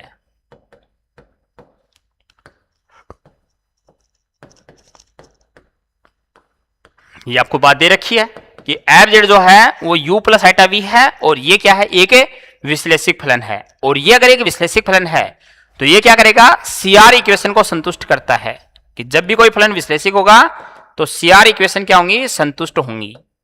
तो एक तो कौशी रीमान समीकरण संतुष्ट करेगा कि मतलब del u by del x का मान हमेशा बराबर आएगा किसके, del v by del y के, तथा del u by del y का मान जो है वो हमेशा इक्वल आएगा किसके, माइनस का del v by del x के। ये हमेशा संतुष्ट होंगी। एक तो कौशी रीमान समीकरण संतुष्ट होंगी और ये संतुष्ट होंगी। तो दूसरी बात u एवं v जो है वो दोनों परसमाधि फलन होंगे, दोनों परसमाधि फलन होंगे, यानी लाप्लास समीकरण को संतुष्ट करेंगे दोनों के दोनों। तो दोनों के दोनों क्या होंगे, परसमाधि फलन होंगे। दूसरी बात ये होगी कि ये दोनों के दोनों क्या होंगे, परसमाधि फलन होंगे, परसमाधि फलन होंगे, यानी लाप्लास समीकरण संतुष्ट करेंगे। यानी del two u by del x square अगर हम फाइंड करें plus del two u by del y square find करें तो इसका मान भी क्या आएगा, 0 आएगा। और del two v by del x square का मान फाइंड करें plus del two v by del y square का मान फाइंड करें तो वो भी क्या आएगा, 0 आएगा। तो हमने थ्योरी में कर रखी है बातें। तो उस केस में क्या होना चाहिए कि अगर कोई फलन विश्लेषिक फलन है तो गारंटी की बात है u और v दोनों के दोनों कैसे होंगे, परसमाधि फलन होंगे, परसमाधि फलन होंगे। तो u एवं v दोनों के दोनों क्या है, परसमाधि फलन है। Both are harmonic function, both are harmonic function. लेकिन इसका उल्टा जरूरी नहीं है कि अगर u और v दोनों परसमाधि फलन है तो एफ जेड विश्लेषिक फलन होगा। ये भी मैंने लिखा रखा है कि विलोम सत्य नहीं है, विलोम सत्य नहीं है, क्योंकि उसके साथ क्या होना चाहिए, कौशी रीमान समीकरण और संतुष्ट करनी चाहिए। अगली बात, अगला वापस क्वेश्चन कर रहा है कि आपको एक u गिवन है तो विश्लेषिक फलन एफ जेड का वास्तविक भाग है, वास्तविक भाग है तो आपको क्या फाइंड करना है, ux y का परसमाधि संयुग्मी फाइंड करना है, यानी v फाइंड करना है, आपको v फाइंड करना है। तो v फाइंड करने के लिए एक तो आपको u गिवन है और v फाइंड करना हो तो मैंने बात कर रखी है, कि जब u गिवन हो और आपको v फाइंड करना हो तो आप फॉर्मूला यूज करके सॉल्यूशन कर सकते हैं, फॉर्मूला यूज कर सकते हैं। दूसरा हम केवल CR इक्वेशन संतुष्ट करवाएं, दूसरा केवल क्या संतुष्ट करें, CR इक्वेशन, क्योंकि मैंने कहा था ऐसे क्वेश्चन में सबसे बेस्ट इलाज होता है कि आप कौशी रीमान समीकरण चेक करवा लो। तो 2xy प्लस का 2x ये आपको एक विश्लेषिक फलन दे रखा है, तो यहां से del u by del x अगर फाइंड करूं तो del u by del x क्या आएगा, 2y, और del u by del y अगर फाइंड करूं तो del u by del y क्या आएगा, अच्छा यहां से 2 और आएगा, x के रेस्पेक्ट में कर रहा हूं तो इसका तो 2y हो गया और ये प्लस का 2 आ जाएगा, और y के रेस्पेक्ट में करूंगा तो ओनली क्या आएगा, 2x आएगा, ओनली 2x आएगा। अब ऑप्शनों से देखो कि del u by del x का मान del v by del y के बराबर होना चाहिए, तो del v by del y जो है वो भी कितना आना चाहिए, 2y प्लस 2 आना चाहिए। जिस ऑप्शन से आ रहा है वो ऑप्शन सही होगा। तो चेक कर लो, यहां से क्या जाएगा, 2y प्लस 2 आएगा, ये v दिया, v गिवन आपको, क्योंकि अगर u यहां दे रखा है तो ऑप्शन में क्या दे रखा है आपको, v दे रखा है, ऑप्शन में आपको v दे रखा है। देखो यहां से माइनस का 2y प्लस 2 आएगा, ये ऑप्शन नहीं हो सकता, ये ऑप्शन नहीं हो सकता। यहां से ओनली 2y आएगा, ये ऑप्शन नहीं हो सकता। तो दो सिचुएशन बचती हैं कि del v by del y के आधार पे कि 2y प्लस 2 आने की, तो या तो ऑप्शन नंबर ए आएगा या ऑप्शन नंबर बी आएगा। दूसरा आपको क्या चाहिए, del v by del x, del v by del x क्या चाहिए, जो del u by del y होता है वो माइनस का del v by del x के बराबर होता है, तो वो चाहिए माइनस का 2x, वो चाहिए माइनस का 2x।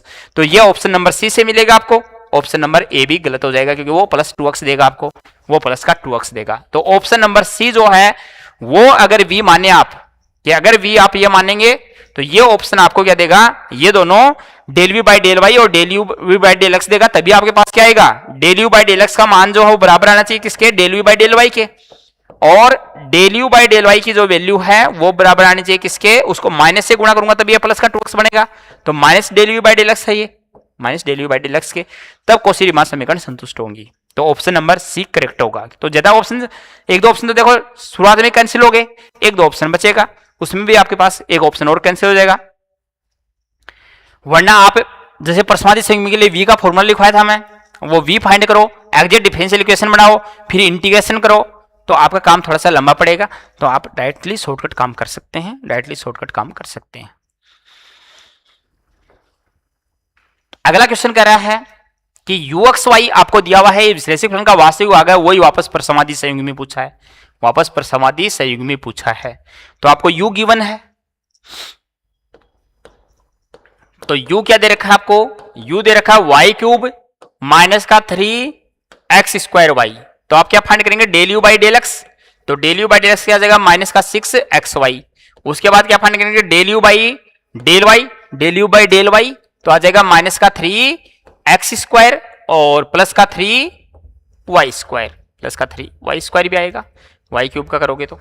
चलो मैं तरीके से लिख देता हूं, बाद में कंफ्यूज होगे कि पहले वाई क्यूब करेंगे तो 3y² और यहां से आ जाएगा माइनस का 3x²। अब जिस ऑप्शन से del u by del x के बराबर कहता है del u by del y, तो del u by del y minus 6xy आए, del u by del y minus का 6xy आए। तो देखो अगर ऑप्शन नंबर ए की बात करें, by option A, by option A से अगर बात करें हम क्या फाइंड करें, del u by del y. तो del u by del y क्या आएगा, माइनस का 3xy² माइनस का 3xy² आएगा। तो ये आपके पास del u by del y आया। तो देखो ये आपके पास del u by del x के बराबर नहीं है, कि यहां del u by del x का मान बराबर नहीं है किसके, del u by del y के। इसका मतलब ऑप्शन नंबर ए नहीं हो सकता, ये आपके पास इनकरेक्ट आ जाएगा, ये आपके पास इनकरेक्ट आ जाएगा। ये करोगे तो ये प्लस का 6xy आएगा, तो ये भी आपके माइनस का नहीं आ रहा और ये भी आपके पास नहीं आ रहा। तो एक ऑप्शन बचा बी ऑप्शन, जो आपको दूसरा आंसर भी देगा। कि अगर आप वी ये मान लें कि by option B, option B से अगर काम करेंगे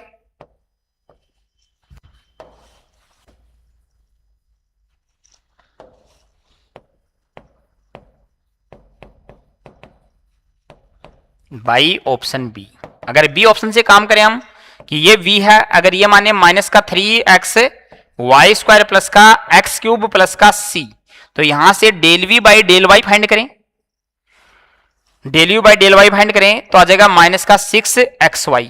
और del v by del x find करें तो del v by del x क्या जाएगा, माइनस का 3y² प्लस का 3x² प्लस का 3x²। तो यहां से अगर आप माइनस कॉमन लोगे तब आपके पास ये बनेगा 3y² माइनस का 3x², और ये बनना चाहिए 3y² minus 3x² minus common लेने से। क्यों, तभी आपके पास क्या होगा कि del u by del x का मान देखो, del u by del x की वैल्यू क्या है, माइनस का 6xy, जो del v by del y के बराबर है, del u by del y के बराबर है।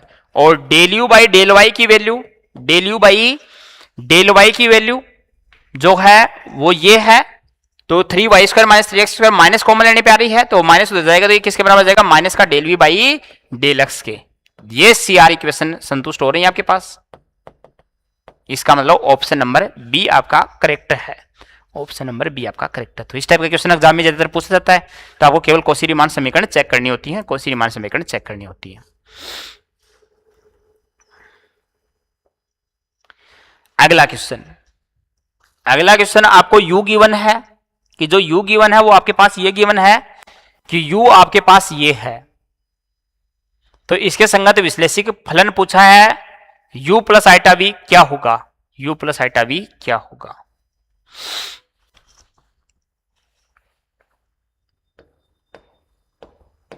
तो इस बार ओनली u गिवन है, e की power x into x cos y minus y sine y, minus y sine y.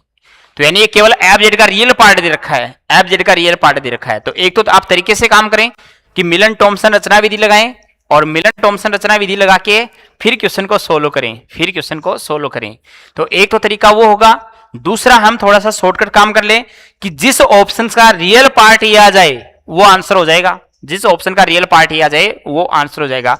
तो देखो e की पावर z को अगर खोलोगे तो e की पावर z का मतलब e की power x plus iota y लिख सकते हैं। e की पावर x अलग करूं, e की पावर आइटा y, तो ये क्या बन जाएगा, e की power x into cos y plus iota sine y, e की पावर आइटा थीटा का फॉर्मूला, e की पावर आइटा थीटा का फॉर्मूला, तो cos y plus iota sine y. तो यहां से देखो आपके पास इसका रियल पार्ट आएगा केवल e की power x cos y plus iota e की पावर x साइन वाई। तो इसका रियल पार्ट u ओनली ये बनेगा और v आपके पास ये बनेगा, v आपके पास ये बनेगा।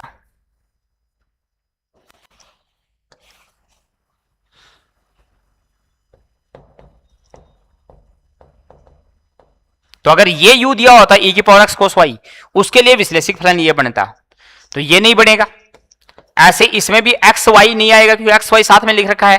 एक्स वाई साथ में कब आएगा? जब जेड साथ में हो तो आएगा, जब जेड साथ में हो। तो यहां से देखो ये जेड ई की पावर जेड है, इसको अगर आप खोलोगे कि जेड ई की पावर जेड है, जेड ई की पावर जेड है, इसमें जेड की जगह पुट करूं मैं एक्स प्लस आइटा वाई और ई की power x plus iota y, e की power x plus iota y. तो यहां से आ जाएगा x plus iota y into e की पावर एक्स इंटू ई की पावर आइटा वाई, ई की पावर आइटा वाई। तो इसको लिख सकता हूं x plus iota y into e की power x into cos y plus iota sine y. कि अगर एफ जेड हम ये माने, अगर हम एफ जेड ये माने तो यहां से देखो जिसमें आपके पास आइटा नहीं आए, तो आइटा किसमें नहीं आए? एक्स ई की पावर एक्स कोस वाई को मल्टीप्लाई करेंगे, यानी ये मल्टीप्लाई किया, फिर आइटा वाले को आइटा से मल्टीप्लाई करोगे तो आइटा आइटा माइनस आ जाएगा, ये क्या आ जाएगा? ई की पावर एक्स तो है ही, इनटू में वाई भी आएगा और साइन वाई आएगा, ये इसका रियल पार्ट आएगा। फिर आइटा वाला दूसरा पार्ट आएगा, आइटा वाला दूसरा पार्ट आएगा। तो इसका रियल पार्ट आपके पास ये आ रहा है, real part of F Z मतलब यू जो है वो ये बनेगा। तो आपके पास ऑप्शन नंबर, ऑप्शन में ये दे रखा है एक्स ई की power x cos Y, e की पावर एक्स कॉमन लूं तो माइनस वाई साइन वाई, तो आपके पास ऑप्शन नंबर सी हो जाएगा। तो वो काम तो आप कर ही लेंगे, मिलन संरचना विधि लगा के phi z zero psi z zero बना के, फाई जेड जीरो और साई जेड जीरो बना के। तो एक वो मिलन टॉमसन संरचना विधि लगा सकते हैं, एक आप थोड़ा सा ऑप्शन से डायरेक्ट आइडिया ले सकते हैं। तो यहां इसमें प्लस आएगा, माइनस जेड खोलोगे तो ये ऑप्शन भी नहीं हो सकता, तो केवल आपके पास ऑप्शन जेड ई की पावर जेड है। तो फंक्शन का भी आप जो ऑप्शन दे रखे हैं उनमें जेड की जगह x plus iota y put करके वापस उसका रियल पार्ट चेक कर लो, रियल पार्ट यू बन रहा है, यू दे रखा तो रियल पार्ट और वी दे रखा तो इमेजिनरी पार्ट, इमेजिनरी पार्ट। तो जरूरी नहीं है ऑब्जेक्टिव क्वेश्चनों में आपको सिस्टमेटिक ही चलना है। बोलो, अब वैसे करोगे तो वैसे भी हो जाएगा सेकंड मेथड से, सेकंड मेथड से। कि सेकंड मेथड आप क्या काम में ले सकते थे? सेकंड मेथड आप ये काम में ले सकते थे कि u इक्वल टू गिवन आपको e की power x into x cos y minus y sine y, x cos y minus y sine y, e की पावर x इंटू ये गिवन आपको। तो यहां से आप क्या फाइंड करोगे? Del u by del x. तो del u by del x find करोगे तो x के रेस्पेक्ट में करोगे, तो x के रेस्पेक्ट में केवल x आपको इतने पार्ट में ही है, उसमें तो है ही नहीं। तो e की पावर x करें तो e की power x into x cos y as it is, x cos y as it is. फिर प्लस अगली बार x का करेंगे तो x का 1 हो जाएगा, तो e की power x cos y, e की पावर x कोस वाई। और इसको क्या बोलेंगे? Phi x y. Milne Thomson रचना विधि लगाएंगे तो इसको क्या बोलेंगे? Phi x y. तो इसलिए phi z zero, phi z zero चाहिए मुझे, तो एक्स की जगह जेड रखोगे, वाई की जगह जीरो रखोगे, तो ये आ जाएगा जेड ई की पावर जेड। यहां से कोस जीरो का मान 1 हो जाएगा। यहां आपके पास, यहां से भी आपके पास क्या आ जाएगा? ई की पावर जेड आ जाएगा, कोस जीरो का मान 1 हो जाएगा। तो ये तो फाई जेड जीरो आ गया। उसके बाद क्या करोगे? Del u by del y, del u by del y. तो वाई के रेस्पेक्ट में करोगे तो ई की पावर एक्स में तो है ही नहीं, इंटू एक्स कोस वाई का करोगे तो माइनस का साइन वाई, और यहां से करोगे वाई का तो 1 हो जाएगा, तो माइनस का साइन वाई। फिर minus y as it is, sine y का करोगे तो कोस वाई, कोस वाई। इसको क्या नाम देंगे? साई एक्स वाई, क्योंकि यू गिवन है तब फाई और साई देंगे, और वी गिवन है तो उल्टा कर देंगे, वी गिवन है तो उल्टा कर देंगे इनको, साई ऊपर वाले को फाई नीचे वाले को। तो यहां से भी आपको क्या चाहिए? Sai z zero. यहां से भी आपको क्या चाहिए? साई जेड जीरो चाहिए। तो x की जगह जेड रखोगे, y की जगह जीरो रखोगे, तो ये आ जाएगा e की पावर जेड, ये y जीरो, ये जीरो बन जाएगा, साइन इसमें भी है, ये भी जीरो बन जाएगा, और y यहाँ ये भी जीरो बन जाएगा, यानी पूरा ही जीरो बन जाएगा आपके पास। तो साई जेड जीरो आपके पास क्या हो जाएगा? जीरो हो जाएगा। तो साई जेड जीरो जो है वो आपके पास क्या बन गया? जीरो बन गया। साई जेड जीरो आपके पास जीरो बन गया, तो ये आ जाएगा। तो मिलन टॉमसन रचना विधि से आप क्या कहोगे? क्योंकि एफ जेड का फॉर्मूला जो होता है वो आपके पास क्या होता है? Integration of phi z zero minus iota psi z zero, phi z zero minus iota psi z zero into d z plus एक कॉन्स्टेंट ऑफ इंटीग्रेशन, किसे? मिलन टॉमसन रचना विधि से।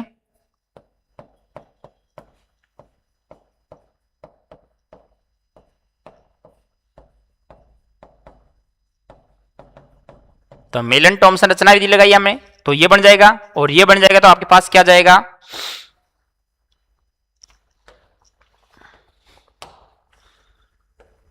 कि f of z equal to हो जाएगा integration of ये बनेगा Z plus, या अलग अलग ही रहने दूं, जेड ई की पावर जेड प्लस ई की पावर जेड, इसका इंटीग्रेशन प्लस का constant of integration.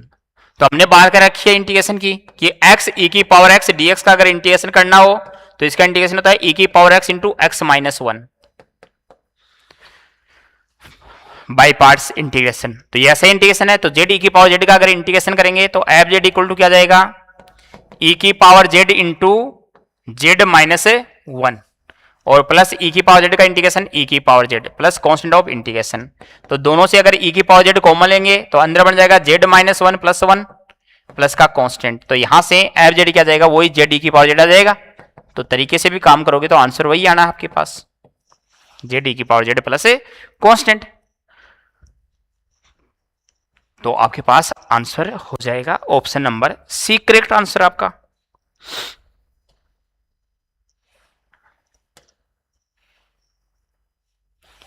Question number 15 ये कह रहा है यदि एक फलन W दे रखा है जो निम्न समीकरणों द्वारा परिभाषित हो। आपको Z दिया हुआ है इसमें क्वेश्चन में कि Z इक्वल टू क्या दिया हुआ है, e की power minus v into minus का कोस यू प्लस का आइटा साइन यू। तो कह रहा है W equal to u plus iota v है, तो dW बाई dz का मान क्या होगा, dW बाई dz का मान पूछा है, Z का नहीं पूछा। Z आपको दे रखा है, Z देके W का डिफरेंशिएशन करवा रहा है। तो अगर dz बाई dW मैं फाइंड कर लूं, अगर मेरे पास dz बाई dW आ जाए तो उसको उल्टा कर लूंगा, तो dW बाई dz आ जाएगा, dW बाई dz आ जाएगा।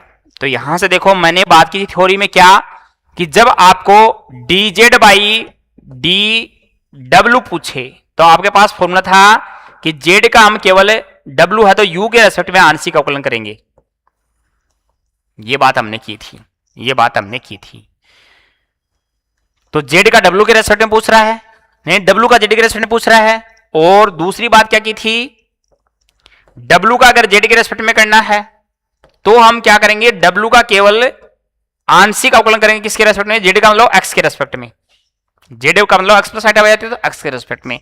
तो उस केस में del W by del x find करेंगे, del W by del x find करेंगे। और अगर y के रेस्पेक्ट में करना चाहें तो आपके पास एक साथ में आइटा और आएगा, है ना, हमने साथ में एक और लिखा था माइनस आइटा डेल, उस केस में माइनस आइटा से मल्टीप्लाई करना पड़ेगा आपको। तो यहां से dz बाई dw पूछा है, यानी z दे रखा मुझे, तो इसका मतलब इसको यूज करूं मैं कि z का अगर मैं क्या करूं, सॉरी भाई,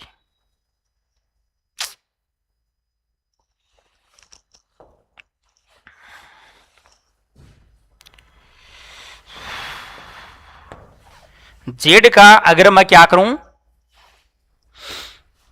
W के रेस्पेक्ट में मुझे चाहिए, तो z का अगर W के रेस्पेक्ट में चाहिए तो z का u के रेस्पेक्ट में करूंगा, तो e की पावर माइनस भी तो एज इट इज, और u के रेस्पेक्ट में कोस बन जाएगा sine u plus iota cos u, sine u plus iota cos u, ये बन जाएगा आपके पास। और ये बन जाएगा तो dz बाई dw आया, तो हमें क्या चाहिए, dw बाई dz चाहिए, तो इसको उल्टा कर लूं, तो dw बाई dz क्या जाएगा, 1 अपॉन e की power minus v into sine u plus iota cos u, ये बन जाएगा। अब देखो आपको क्या चाहिए, वापस ऑप्शन जो है वो जेड में दे रखे हैं, जेड में दे रखे वापस जेड बनाना है, जेड बना तो e की पावर माइनस वी में तो कोई दिक्कत नहीं है। यहां क्या चाहिए, माइनस का कोस और प्लस आइटा साइन साथ आइटा चाहिए, तो इसको ऊपर नीचे मैं क्या कर दूं, आइटा से मल्टीप्लाई कर दूं। तो ऊपर नीचे अगर आइटा से मल्टीप्लाई करेंगे तो हमारे पास dw बाई dz क्या बन जाएगा, dw बाई dz बन जाएगा आइटा अपॉन e की पावर माइनस वी इंटू, इसको आइटा से मल्टीप्लाई करूंगा तो ये कोस वाला पहले लिख लूं, ये क्या बन जाएगा माइनस का कोस यू आइटा स्क्वायर, और प्लस का क्या बन जाएगा आइटा साइन यू, प्लस का आइटा साइन यू, जो वापस क्या हो गया minus cos u plus iota sine u, z बन गया। तो यहां से हम ये कह सकते हैं dw बाई dz जो आएगा, dw बाई dz जो आएगा वो आइटा अपॉन क्या जाएगा, जेड आ जाएगा, आइटा अपॉन जेड आ जाएगा, जो ऑप्शन नंबर सी में है, जो ऑप्शन नंबर सी में है। तो ऑप्शन नंबर सी करेक्ट हो जाएगा। D W by D Z पूछा आपसे, तो हम ये काम कर सकते हैं। और d Z by D W पूछे तो यू के रेस्पेक्ट में करना है, और D W by D Z पूछे तो एक्स के रेस्पेक्ट में करना है, क्योंकि जेड में एक्स प्लस आइटा वाई आएंगे, डब्ल्यू में यू प्लस आइटा वी बोलते हैं हम। तो उस हिसाब से याद रखना आपको कि पहले वाले के रेस्पेक्ट में डायरेक्ट होता है, दूसरे वाले को मल्टीप्लाई करना होता है, तो इसलिए हम पहले वाला फॉर्मूला यूज करेंगे। इजी वो ही रहेगा हमारे लिए। अगले क्वेश्चन की बात करते हैं। अगला क्वेश्चन क्या कर रहा है, एक विश्लेषिक फलन जिसका अचर मापांक है, यानी आपको क्या कर रहा है, कोई भी एक विश्लेषिक फलन है, कोई भी एक एनालिटिक फंक्शन है जिसका मापांक जो है मॉड्यूलस जो है वो कांस्टेंट है। तो मैंने रिजल्ट लिखवाए थे कुछ आपको कि अगर आपको एफ जेड विश्लेषिक फलन दे रखा है, यहां अगर इसको मैं एफ जेड बोल दूं कि ये क्या कर रहा है, एफ जेड जो है वो एक विश्लेषिक फलन है, विश्लेषिक फलन है,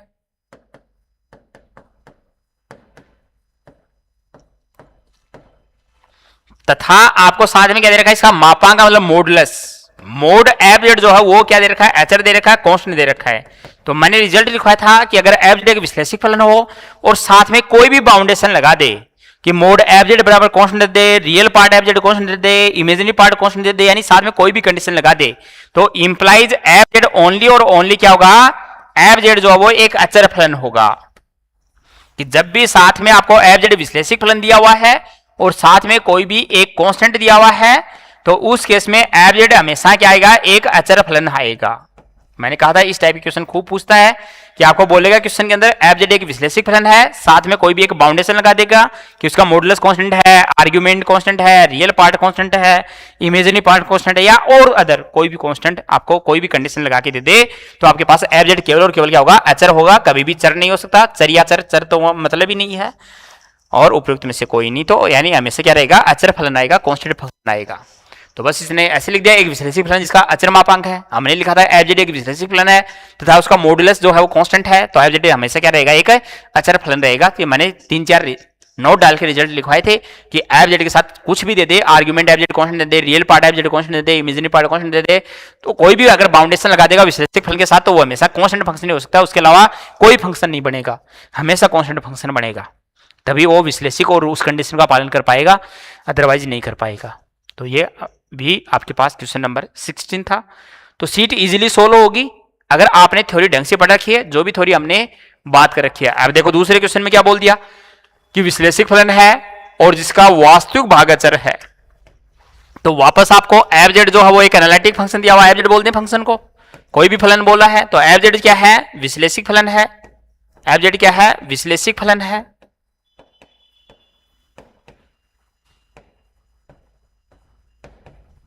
तो ये आपके पास एक विश्लेषिक फलन है,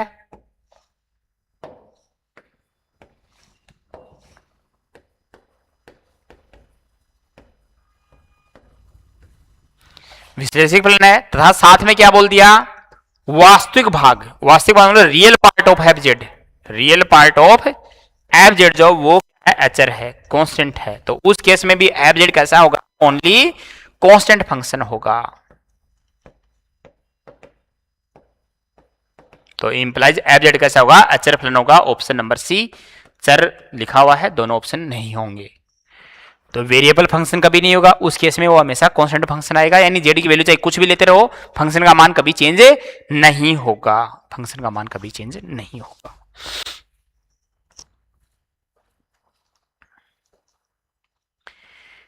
अगला क्वेश्चन कह रहा है जेड बराबर 0 पर फलन जेड बार होगा, जेड बराबर 0 पर फलन जेड बार होगा, असंतत, डिसकंटिन्यूअस, अवकलनीय, विश्लेषिक। तो आपको फलन क्या दे रखा है, जेड बार, और इसके बारे में हमने पूरी जन्म कुंडली पढ़ रखी है इसकी, कि f z equal to z bar दे रखा है, और इसकी हमने पूरी जन्म कुंडली पढ़ रखी है जेड बार की, कि मैंने कहा जेड बार मोड जेड स्क्वायर, ये इंपॉर्टेंट एग्जांपल्स हैं जो आपको डायरेक्टली ध्यान में रहने चाहिए। तो यानी एफ जेड दे रखा है, तो देखो तो हमने कॉम्प्लेक्स में कौशी रीमान समीकरण पढ़ ली, तो अगर यहाँ कौशी रीमान समीकरण चेक करूं, del f by del z bar, तो del f by del z bar क्या आएगा, 1 आएगा, जो कभी 0 नहीं होगा, और कभी 0 नहीं हो रहा, इसका मतलब एफ जेड अवकलनीय नहीं है, जो कौशी रीमान समीकरण संतुष्ट नहीं कर रहा, और कौशी रीमान समीकरण संतुष्ट नहीं कर रहा, इसका मतलब एफ जेड क्या है, अवकलनीय नहीं है।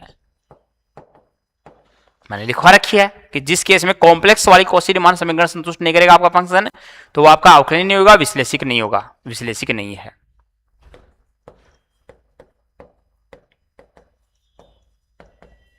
वैसे भी आप अवकलनीयता चेक करोगे तो ये अवकलनीय नहीं आएगा। फॉर्मूले से भी अगर बात करोगे तो आप अवकलनीयता की, दूसरा आपने फॉर्मूले से भी चेक करेंगे तो भी अवकलनीय नहीं होगा। फॉर्मूला क्या था अवकलनीय का? फॉर्मूला भी था, हमने फॉर्मूला ही पढ़ा था कि हम क्या फाइंड करेंगे, limit z tends to z0 या delta z tends to 0, delta z वाला यूज करें हर जगह चेक करना। तो f z plus delta z minus f z upon delta z, ये जो लिमिट है ये भी अगर बात चेक करेंगे तो ये क्या आनी चाहिए, यूनिक आनी चाहिए और फाइनली एग्जिस्ट करनी चाहिए, है ना, परिमित रूप से विद्यमान हो, तभी अवकलनीय होगा।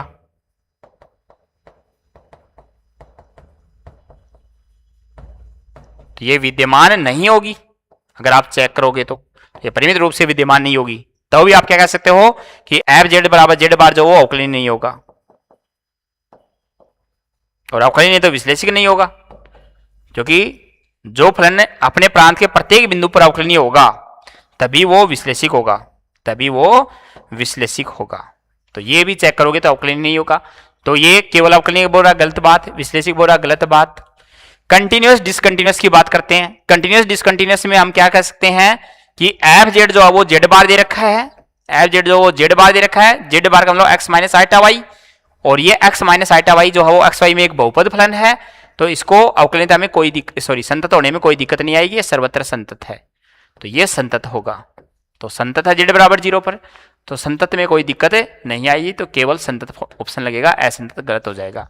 वैसे आप लिमिट चेक करोगे u की अलग और v की अलग, तो लिमिट एग्जिस्ट कर जाएगी, तो ये आपके पास संतत फलन होता है। जेड बार ये आपके पास संतत होते हैं, संतत में इनको दिक्कत नहीं है। मोड जेड स्क्वायर ये सभी संतत होते हैं। मूल बिंदु पर निम्न में से कौन सा फलन कौशी-रीमान समीकरण को संतुष्ट नहीं करता है? कौशी-रीमान समीकरण को संतुष्ट नहीं करता है, तो आपको चेक करना जो कौशी-रीमान समीकरण को संतुष्ट नहीं करेगा, कौशी-रीमान समीकरण को संतुष्ट नहीं करेगा मूल बिंदु पर, मूल बिंदु पर।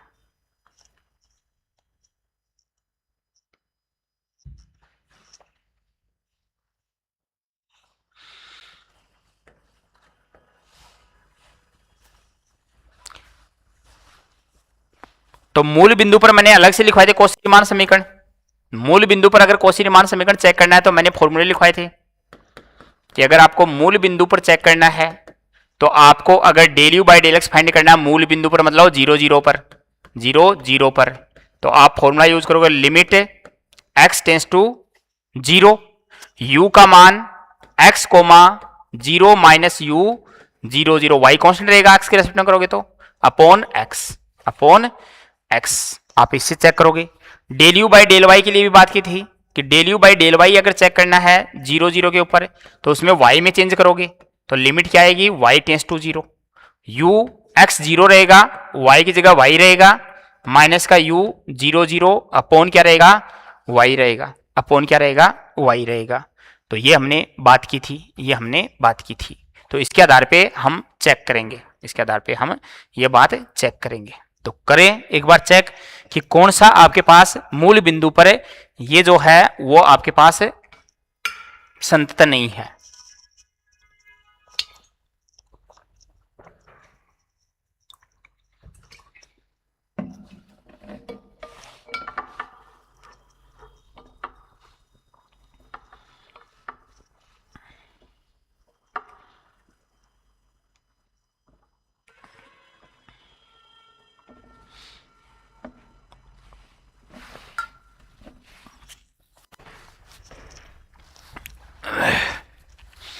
तो मोड जेड स्क्वायर जो है वो तो हमने चेक किया था कि मोड जेड स्क्वायर जो हो जेड बराबर 0 पर आपका क्या था अवकलनीय नहीं था, लेकिन मूल बिंदु पर कौशी-रीमान समीकरण ये आपके पास संतुष्ट करेगा। मूल बिंदु पर अवकलनीय था, ये केवल मूल बिंदु के अलावा कहीं अवकलनीय नहीं था।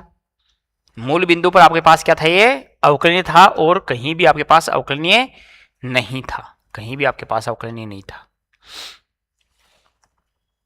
तो मोड जेड स्क्वायर में कोई दिक्कत नहीं है। इसको अगर चेक करोगे कि ux0 यानी u ही तो बचा है, इसके में v तो है ही नहीं, तो v वाले तो दोनों 0 0 आ जाएंगे, और कौशी-रीमान समीकरण चेक करोगे इसके लिए तो इसके लिए भी कौशी-रीमान समीकरण संतुष्ट होंगी, इसके लिए चेक करोगे इसके लिए भी कौशी-रीमान समीकरण आपके पास संतुष्ट होंगी। इसके लिए भी कॉची रीमान समीकरण संतुष्ट होंगी। एफ जेड बराबर जेड बार के लिए अगर चेक करेंगे तो इसके लिए आपके पास कॉची रीमान समीकरण संतुष्ट नहीं होंगी, कॉची रीमान समीकरण संतुष्ट नहीं होंगे, क्योंकि वैसे भी अगर आप चेक करोगे तो एफ जेड बराबर जेड बार को क्या लिख सकते हो, एक्स माइनस आइटा वाई लिख सकते हो। तो यहां u की जो वैल्यू वो तो क्या है आपके पास x है, और v की जो वैल्यू वो आपके पास क्या है y है। तो मूल बिंदु पर या तो आप इसके द्वारा चेक कर सकते हो। मूल बिंदु पर मैंने बात की थी कि जब भी यहां जैसे इस टाइप के फंक्शंस देगा, इस टाइप के फंक्शंस देगा, तो उस केस में आपको मूल बिंदु पर अगर आपको कॉची रीमान समीकरण चेक करनी है तो इन फॉर्मूले से चेक करनी है। जैसे यहां v कर दूं तो बस u की जगह v हो जाएगा, तो ये हमने बात की थी। और इसके लिए अगर डायरेक्ट चेक करूं, ऐसे देखो del u by del x find करोगे तो del u by del x क्या आएगा 1 आएगा। Del u by del y find करोगे तो del u by del y क्या आया 0 आया। Del v by del x find करेंगे तो del v by del x क्या आएगा 0 आएगा। Del v by del y find करेंगे तो del v by del y sorry minus है, ये v माइनस का है, तो del v by del y find करेंगे तो क्या जाएगा माइनस का बनाएगा। तो यहां देखो del u by del x जो है, del u by del x जो है वो बराबर नहीं है किसके, del v by del y के, del u by del y के। तो किसी भी बिंदु पर संतुष्ट नहीं है, तो मूल बिंदु पर भी नहीं है कि अगर आप इसमें 0 0 भी रखोगे तो भी कोई दिक्कत नहीं है, तो भी ये बात बराबर नहीं होगी। तो केवल ऑप्शन नंबर ए जो है वो आपके पास मूल बिंदु पर कॉची रीमान समीकरण संतुष्ट नहीं करता है, एफ जेड बराबर जेड बार यही नहीं कर रहा, बाकी में कहीं कोई दिक्कत नहीं आएगी। तो बाकी तीनों कॉची रीमान समीकरण संतुष्ट करेंगे। हमने क्वेश्चन सोल्व कर रखे हैं क्लासरूम में कि इस टाइप के जो फंक्शंस हैं इनमें कहीं कोई दिक्कत नहीं है, तो आप एक बार चेक कर लें। या ऐसे फंक्शन जो है वो आप डायरेक्टली भी थोड़ा याद रखें, यहाँ पे देखो काम जब भी चलेगा, वरना चारों में अगर कॉची रीमान समीकरण संतुष्ट करनी पड़ गई आपको तो क्वेश्चन बहुत बड़ा हो जाएगा। तो ये कुछ स्पेशल फंक्शंस हैं, मैंने बताया जेड बार मोड जेड स्क्वायर वगैरह है जो हैं, इनके आपको पूरी डिटेल थोड़ी सी ध्यान में रहनी चाहिए। और एक ये है, ये मूल बिंदु पर कॉची रीमान समीकरण संतुष्ट करता है, लेकिन मूल बिंदु पर अवकलनीय नहीं है, मूल बिंदु पर अवकलनीय नहीं होगा ये फलन। ये क्वेश्चन भी काफी बार एग्जाम में पूछा हुआ है। अगला क्वेश्चन कर रहा है, एक फलन दे रखा है ux y यानी u दिया हुआ प्रसमादी संयुग्म में होगा, वही आपको v पूछा है कि इसके साथ v कौन सा होगा। तो प्रसमादी संयुग्म में आपको v फाइंड करना है, तो v फाइंड करने के लिए आप वही काम करेंगे कि CR इक्वेशन चेक कर लें कि कौन सा आपके पास CR इक्वेशन इसके साथ संतुष्ट कर रहा है कि e की पावर x sin y, ये आपको u दे रखा है। तो कॉची रीमान समीकरण चेक करने के लिए del u by del x find करें, तो del u by del x क्या हो जाएगा e की power x sin y। Del u by del y find करें तो del u by del y क्या जाएगा e की power x cos y, e की पावर x cos y। तो कौन सा function del u by del x का मान del v by del y के बराबर होना चाहिए, तो del v by del y जो है वो ये देगा e की power x sin y, e की पावर x sin y। तो देखो यहां अगर इसको v बोलूं और del v by del y find करूं तो ये e की पावर y cos x आएगा, तो ये ऑप्शन नहीं हो सकता, ये ऑप्शन नहीं हो सकता। इसको चेक करूंगा तो ये क्या आएगा माइनस का e की पावर x sin y आएगा, ये नेगेटिव आएगा, तो ये ऑप्शन नहीं हो सकता। और ये e की power y upon sin x है, ये भी नहीं हो सकता, एक ही ऑप्शन बचा माइनस e की पावर x cos y। तो ये अगर v मानोगे कि अगर v आप ऑप्शन सी से बात करें हम कि ऑप्शन सी से अगर v इक्वल टू क्या हो जाए माइनस e की पावर x cos y, तो यहां से अगर del v by del y find करेंगे तो cos y का क्या हो जाएगा माइनस का sin y, तो ये प्लस का जाएगा e की पावर x sin y। ये एक ऑप्शन है जो del u by del x एक ही ऑप्शन से आपको पता चल गया। और del v by del x find करोगे तो del v by del x find करोगे तो x के रेस्पेक्ट में करोगे तो क्या जाएगा माइनस का e की पावर x cos y। तो ये जो ऑप्शन है ये कॉची रीमान समीकरण संतुष्ट कर रहा है, क्योंकि यहाँ del u by del x का मान किसके बराबर है, del u by del y के बराबर है, तथा del u by del y का मान किसके बराबर होना चाहिए, माइनस का del v by del x के बराबर होना चाहिए। तो माइनस से मल्टीप्लाई कर दूंगा तो ये दोनों मान बराबर हो जाएंगे। तो यही ऑप्शन आपको क्या संतुष्ट कर रहा है, कॉची रीमान समीकरण संतुष्ट कर रहा है, और कोई सा भी क्वेश्चन ऑप्शन नहीं कर रहा। तो केवल जब भी प्रसमादी संयुग्म में पूछे तो आप ये सबसे बेस्ट तरीका है यूज करने करें, कॉची रीमान समीकरण चेक कर लें, बात खत्म। और ऐसा क्वेश्चन एग्जाम में ज्यादातर पूछा जाता है, हमने बात भी कर रखी है। अगला क्वेश्चन कर रहा है, आपके पास एक W दे रखा है, W equal to f z, f z के लिए निम्न में से कौन सा कथन सही है। तो अभी अभी हमने बात की थी कि अगर आपको W दे, W बराबर एफ जेड, और अगर आपसे क्या पूछे dw बाई डी जेड, तो dw बाई डी जेड का मतलब है उस W का केवल क्या करें हम x के रेस्पेक्ट में आंशिक अवकलन करें, x के रेस्पेक्ट में आंशिक अवकलन करें। एक बात तो हमने ये की थी। दूसरी बात हमने ये की थी जेड अगर W का फंक्शन दे आपसे और आपसे क्या पूछे, dz बाई dw पूछे, dz बाई dw पूछे, तो आपको क्या करना है, इसका केवल z का आपको w का मतलब u के रेस्पेक्ट में आंशिक अवकलन करना है। तो उस केस में आप dz बाई dw को ये बोलोगे, तो आपको w दे रखा है, dw बाई dz पूछ रखा है, तो dw बाई dz w बोले या fz बोले बात एक ही है। या तो हम इसको ये बोलते हैं या हम इसको क्या बोलेंगे, डी बाई dz। तो डी बाई dz बोले तो क्या बोलेंगे, del f by del x, del f by del x. और अगर y के रेस्पेक्ट में करेंगे तो हमने बात रखी है माइनस आइटा से मल्टीप्लाई करना पड़ेगा उसको, minus iota del f by del y के बराबर होगा, वो सीधा सीधा नहीं होगा। तो dw बाई dz आपके पास किस कौन सी के बराबर है, dw बाई dz पूछा है, तो dw बाई dz का मतलब होगा del w by del x. Minus का नहीं होता, वो y होता है जब माइनस आइटा आता है, सीधा y के रेस्पेक्ट में नहीं होता, उसको मल्टीप्लाई करना होता है। माइनस ओनली नहीं होता, माइनस साथ आइटा होता है, dw बाई dz माइनस साथ आइटा होता है। तो यहां से आपके पास ये तीनों ऑप्शन गलत हैं, केवल एक ऑप्शन सही है, dw बाई dz का मतलब क्या होगा, del w by del x होगा। तो देखो डायरेक्ट रिजल्ट्स अगर आपको ध्यान में है तो क्वेश्चन में टाइम नहीं लगना, तो आपको बातें डायरेक्टली ध्यान में रहनी चाहिए। अगला कह रहा है ध्रुवीय रूप में कौशी रीमान समीकरण है, ध्रुवीय रूप में कौशी रीमान समीकरण है। चलो करते हैं चेक कि कार्तीय रूप में तो आप जानते हैं, कार्तीय रूप में क्या होती हैं,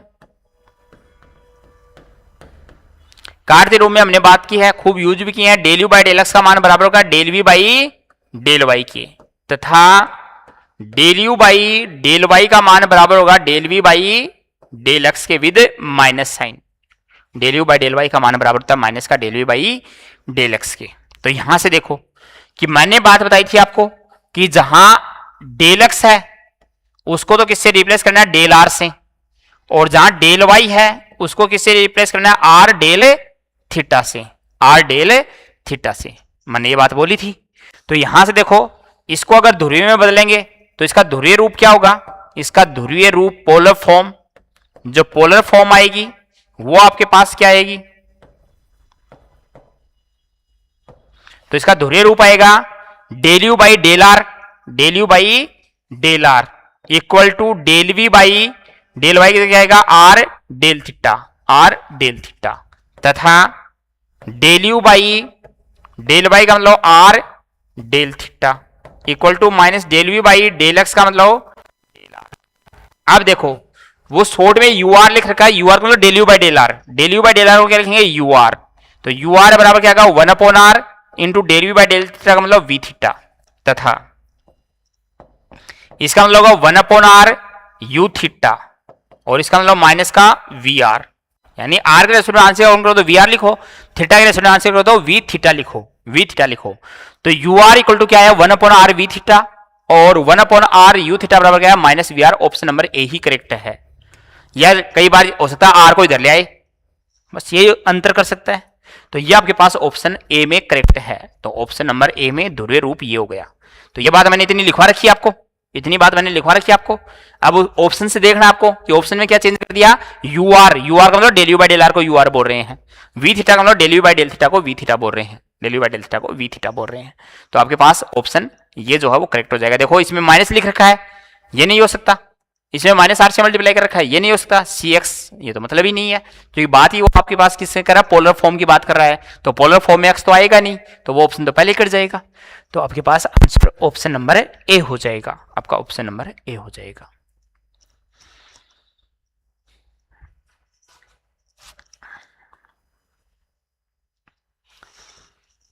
अगला क्वेश्चन आपसे करा है ध्रुवीय रूप में W बराबर एफ जेड है, तो ध्रुवीय रूप में dw बाई dz बताना है, dw बाई dz बताना है। तो कहां दिक्कत है, ये भी हमने बात कर रखी है कि अगर W बराबर एफ जेड है, W बराबर एफ जेड है और आपसे क्या पूछे, dw बाई dz पूछे, तो ध्रुवीय रूप में क्या है, ध्रुवीय रूप में हमने बात की थी कि ध्रुवीय रूप में dw बाई dz जो है वो बराबर होता है e की power minus iota theta into del w by del r के, del w by del r के, ये होता है।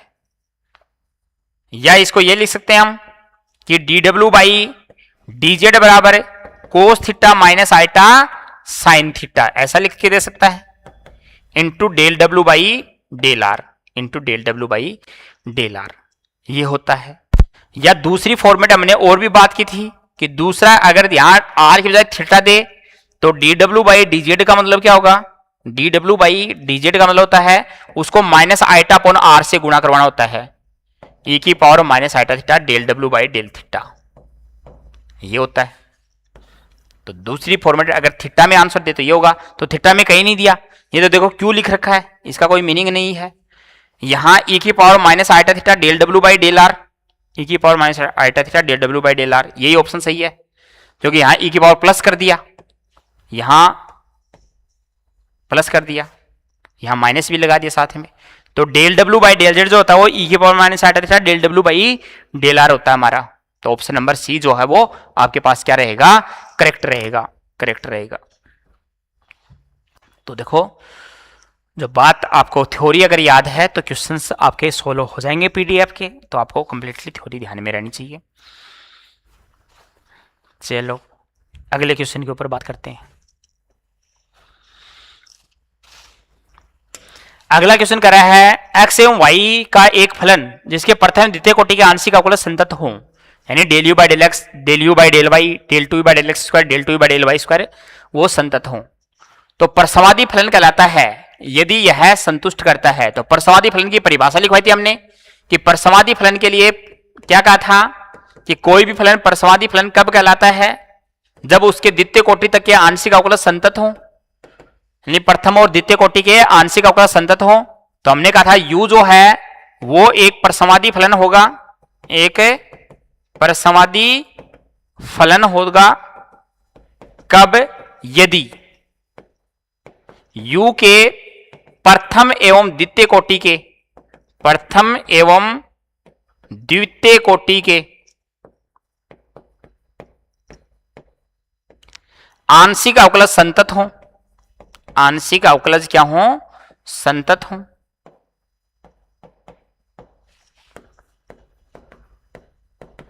एवं u लाप्लास समीकरण को संतुष्ट करे, यह बात लिखवा रखी है मैंने कि u कौन सी समीकरण को संतुष्ट करना चाहिए, लाप्लास समीकरण को।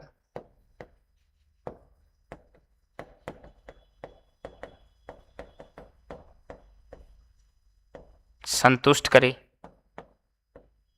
दैट इज लाप्लास समीकरण का मतलब भी है क्या, del two u by del x square plus del two u by del y square की वैल्यू अगर फाइंड करें तो वो क्या आ जाए, जीरो आ जाए। मैंने कहा था ओनली लाप्लास समीकरण संतुष्ट करने से काम नहीं चलेगा, उसके प्रथम और द्वितीय कोटि के आंशिक अवकलज क्या होने चाहिए, संतत होने चाहिए, तब हम उसको क्या बोलेंगे, परसवादी फलन बोलेंगे। तो आपको कौन सी समीकरण संतुष्ट करनी चाहिए, लाप्लास समीकरण। आयलर समीकरण, आयलर प्रमेय थी, आयलर प्रमेय आपके पास किस में थी, आंशिक अवकलन में थी, तो उसका यहाँ कोई रोल नहीं है। लांगराज समीकरण, लांगराज समीकरण, तो यहां ये कुछ नाम फालतू के देंगे, तो लाप्लास समीकरण थी हमारे पास, कि समीकरण भूल जाए कौन सी समीकरण का नाम क्या था, तो लाप्लास समीकरण थी, लाप्लास समीकरण को संतुष्ट करना चाहिए। तो ऑप्शन नंबर बी जो है वो आपके पास क्या हो जाएगा, करेक्ट हो जाएगा। अगला कह रहा है डब्ल्यू बराबर 1/, ये एक प्रतिचित्र रेखा है, इसके अंदर जेड समतल में रेखा है x बराबर 1/2 का प्रतिबिंब होगा। तो जेड प्लेन में आपको एक लाइन दे रखी है, ये क्या कर रहा है, जेड प्लेन में आपके पास एक लाइन है, जेड प्लेन में आपके पास लाइन क्या है, x बराबर 1/2 है। इसका प्रतिचित्रण पूछा है कि इसका प्रतिचित्रण जो है वो कहां होगा, वो कहां होगा, किसके अंदर, डब्ल्यू प्लेन के अंदर, डब्ल्यू प्लेन के अंदर। तो डब्ल्यू प्लेन में पूछा है, तो डब्ल्यू प्लेन में पूछा है तो आपको दे रखा है, डब्ल्यू की वैल्यू भी दे रखी है, डब्ल्यू की वैल्यू भी दे रखी है कि डब्ल्यू की वैल्यू क्या दे रखी है, डब्ल्यू बराबर है 1/z, 1/z।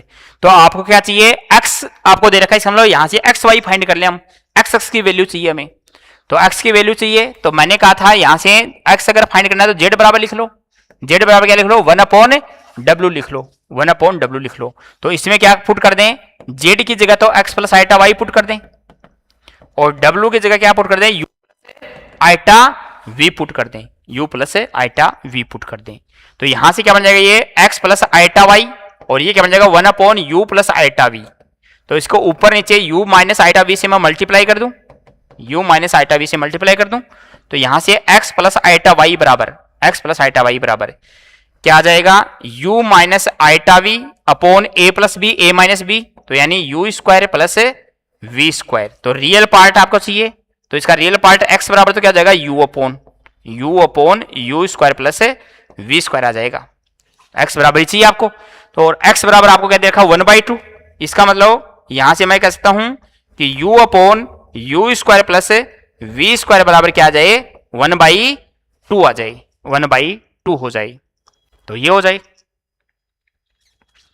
तो यहां से ये आपके पास क्या जाएगा, ये आपके पास आ जाएगा यू स्क्वायर प्लस का वी स्क्वायर माइनस का 2u बराबर है 0, माइनस का 2u बराबर है 0।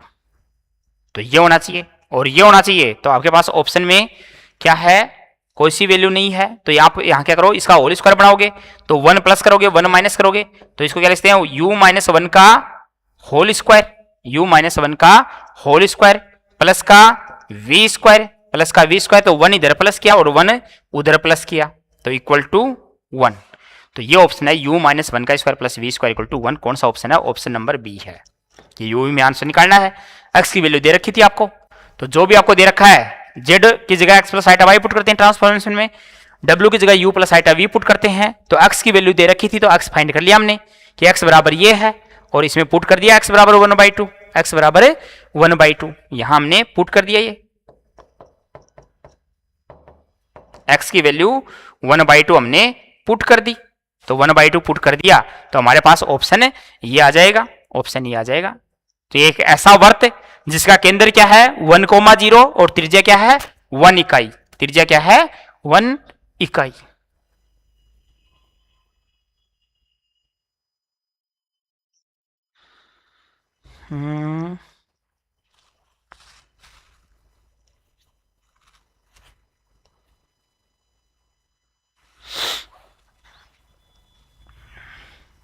तो ये आपके पास ऑप्शन हो जाएगा। चलते हैं नेक्स्ट क्वेश्चन के ऊपर।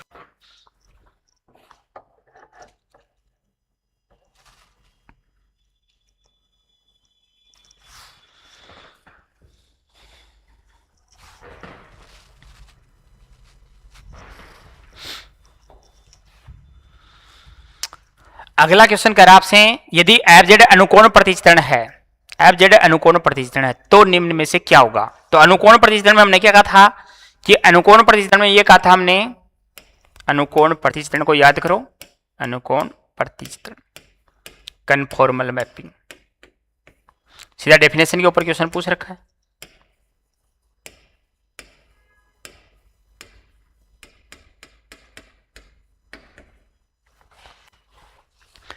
कि अनुकोण प्रतिचित्रण है, पहला कह रहा है ये कोण एवं मापांक का संरक्षण करता है, कोण ये मापांक का संरक्षण करता है परंतु विदिशा नहीं, यानी इसका जब जेड प्लेन में कोई वक्र दिया हुआ है तो जेड प्लेन से डब्ल्यू प्लेन में उसको प्रतिचित्रित करते हैं, तो डब्ल्यू प्लेन में क्या होगा, उसका कोण तो नहीं बदलेगा लेकिन दिशा बदल जाएगी। इसका मतलब यह है संरक्षण का मतलब, कंजर्व करने का मतलब। तो इसका मतलब अनुकोण प्रतिचित्रण में हमने ये पढ़ा था कि अगर जेड प्लेन में कोई वक्र दिया गया है तो उस वक्र को अगर डब्ल्यू प्लेन में बनाएं तो उसका न तो कोण चेंज होता है न दिशा बदलती है, कोण और दिशा में कोई चेंज नहीं आई तो उसको अनुकोण प्रतिचित्रण बोलते हैं। और अगर कोण एज इट इज रहे लेकिन दिशा बदल जाए तो उसको क्या बोलते हैं, तुल्य कोण प्रतिचित्रण बोलते हैं। तो आपसे अनुकोण प्रतिचित्रण की डेफिनेशन पूछ रखी है कि एफ जेड अनुकोण प्रतिचित्रण कब होगा, जब इसका कोण का मापांक और अभिदिशा दोनों ही सेम रहे, उस केस में अनुकोण बनता है। तो ऑप्शन नंबर डी में लिखा हुआ है कि यह कोण का मापांक या अभिदिशा दोनों का संरक्षण करता है, दोनों का संरक्षण करता है। तो आपके पास ये हो गया कि डेफिनेशन क्या थी कि जेड प्लेन में स्थित वक्र, जेड प्लेन में स्थित वक्र का प्रतिचित्रण, स्थित वक्र का प्रतिचित्रण डब्ल्यू प्लेन में हो, प्रतिचित्रण कहां हो, डब्ल्यू प्लेन में हो, तब उसका कोण एवं दिशा समान रहे, चेंज नहीं हो, हमने ये बात लिखवाई थी। तब उसका कोण एवं दिशा, उसका कोण का मतलब कोण का मापांक एवं डायरेक्शन जो है वो क्या हो, समान रहे, बदले नहीं, आपकी चेंज नहीं हो, उस केस में हम उसको क्या बोले थे, अनुकोण प्रतिचित्रण बोले थे। और अगर ये बदल जाएंगी तो वो अनुकोण नहीं रह पाएगा। तो यही बोल रहा है अनुकोण प्रतिचित्रण कौन सा होगा, तो जिस केस में कोण का मापांक जो है वो और उसकी जो डायरेक्शन है, दिशा होगी, वो सेम रहनी चाहिए, वो चेंज नहीं होनी चाहिए। तो ऑप्शन नंबर डी जो है वो करेक्ट हो जाएगा। अगला क्वेश्चन कह रहा है कि यदि W बराबर एफ जेड किसी प्रांत डी में अनुकोण प्रतिचित्रण निरूपित करता है तो प्रांत डी में एफ जेड क्या होना चाहिए, विश्लेषिक फलन होना चाहिए। डायरेक्ट लिख रखा हमने, थ्योरम थी हमारी, रिजल्ट डायरेक्ट कि अनुकोण प्रतिचित्रण होना, अगर आपके पास कोई एफ जेड अनुकोण प्रतिचित्रण है W बराबर एफ जेड किसी प्रांत में, तो वह हमेशा क्या होगा, विश्लेषिक फलन होगा, विश्लेषिक फलन होगा। तो वो आपके पास विश्लेषिक फलन आएगा, तो विश्लेषिक फलन है। बाकी ऑप्शन फालतू में लिखे हैं, केवल संतत फलन है, असंतत फलन है, विश्लेषिक फलन नहीं है। विश्लेषिक नहीं हुआ तो वो अनुकोण ही नहीं हो सकता, अनुकोण नहीं हो सकता। केवल संतत नहीं होता, वो विश्लेषिक होता है, इसका मतलब अवकलनी भी होता है, संतति भी होता है, तब जाके विश्लेषिक बनता है। तो केवल संतत लिख रखा, केवल वर्ड लिख दिया, इसलिए ऑप्शन गलत हो गया। अगर ओनली संतत बोलता तो कोई दिक्कत नहीं थी, ये बोला असंतत, असंतत होगा तो विश्लेषिक, असंतत होगा अगर डिसकंटिन्यूअस फंक्शन हो जाएगा तो कंटिन्यूअस नहीं हो पाएगा, कंटिन्यूअस नहीं हो पाएगा तो डिफरेंशिएबल भी नहीं हो पाएगा, विश्लेषिक भी नहीं हो पाएगा, तो फिर तो मामला गड़बड़ हो जाएगा असंतत के केस में। तो इसका मतलब क्या होना चाहिए, आपका जो फलन है वो कैसा होना चाहिए, विश्लेषिक फलन होना चाहिए, विश्लेषिक फलन होना चाहिए। प्रांत डी के बिंदुओं पर एफ जेड अनुकोण प्रतिचित्रण होने के लिए पर्याप्त प्रतिबंध, पर्याप्त प्रतिबंध हमने बात की थी अभी भी क्वेश्चनों में भी काम में लिया था कि एफ डी जेड का मान 0 नहीं होना चाहिए डोमेन के अंदर। तो ऑप्शन नंबर बी में लिखा हुआ है कि डोमेन डी में f dash z not equal to 0, यहां दिखाओ एफ जेड लिखा हुआ है, इसलिए ऑप्शन ए करेक्ट हो गया। यहां भी एफ जेड लिखा हुआ है, ऑप्शन सी करेक्ट हो गया। डी में कह रहा है एफ डेश जेड 0 तो वो अनुकोण प्रतिचित्रण ही नहीं बनेगा, क्योंकि 0 करके तो हम क्या करते हैं, बिंदु फाइंड करते हैं कि किन किन बिंदुओं पर आपका प्रतिचित्रण जो है वो अनुकोण प्रतिचित्रण नहीं है। तो ऑप्शन नंबर बी जो है वो करेक्ट हो जाएगा, ऑप्शन नंबर बी जो है वो करेक्ट हो जाएगा। उसके बाद 29 की बात करते हैं। 29 में कह रहा है कि आपके पास एक प्रतिचित्रण है f z equal to z square के अंतर्गत जेड प्लेन में रियल पार्ट ऑफ जेड बराबर ए है, रियल पार्ट ऑफ जेड बराबर ए ग्रेटर देन 0 है, तो डब्ल्यू समतल में निम्न में से किस वक्र पर प्रतिचित्रण होगा। तो वही बात आपको कि क्या दे रखा है, दो बातें रखी हैं क्वेश्चन के अंदर, आपको दो बातें दी हुई हैं क्वेश्चन के अंदर कि आपको दे रखा है एफ जेड बराबर जेड स्क्वायर, इसका मतलब क्योंकि एफ जेड बराबर डब्ल्यू होता है तो डब्ल्यू बराबर जेड स्क्वायर दे रखा है आपको, क्यों, क्योंकि हमारे पास एफ जेड बराबर क्या होता है, डब्ल्यू होता है, एफ जेड और डब्ल्यू एक ही बात होती है, तो डब्ल्यू बराबर जेड स्क्वायर दे रखा आपको। और तथा साथ में क्या दे रहा है, रियल पार्ट ऑफ जेड, क्या दे रखा है, रियल पार्ट ऑफ जेड बराबर ए ग्रेटर देन 0, इसका मतलब रियल पार्ट ऑफ जेड क्या बनेगा, एक्स, तो एक्स बराबर ए दे दिया, एक्स बराबर क्या दे दिया, ए दे दिया। तो ये कह रहा है एक्स बराबर ए कहां प्रतिचित्रित होगा इस रूपांतरण के अंतर्गत। तो रूपांतरण क्या दे रखा है, डब्ल्यू बराबर जेड स्क्वायर, डब्ल्यू बराबर जेड स्क्वायर। तो यहां से इसको रूपांतरित करते हैं कि इसका रूपांतरण जो है वो किस वक्र के ऊपर होगा, किस वक्र के ऊपर होगा। तो डब्ल्यू की जगह तो क्या पुट करेंगे, u प्लस आइटा वी रूपांतरण देखने के लिए, और जेड की जगह क्या पुट करेंगे, x plus iota y, x plus iota y, क्योंकि हमें तो x बराबर a को देखना है, x बराबर a जो है वो कहां रूपांतरित होगा, x बराबर a जो है वो कहां रूपांतरित होगा। तो आपको x बराबर a रख के आपको uv की टर्म में लेके आना है।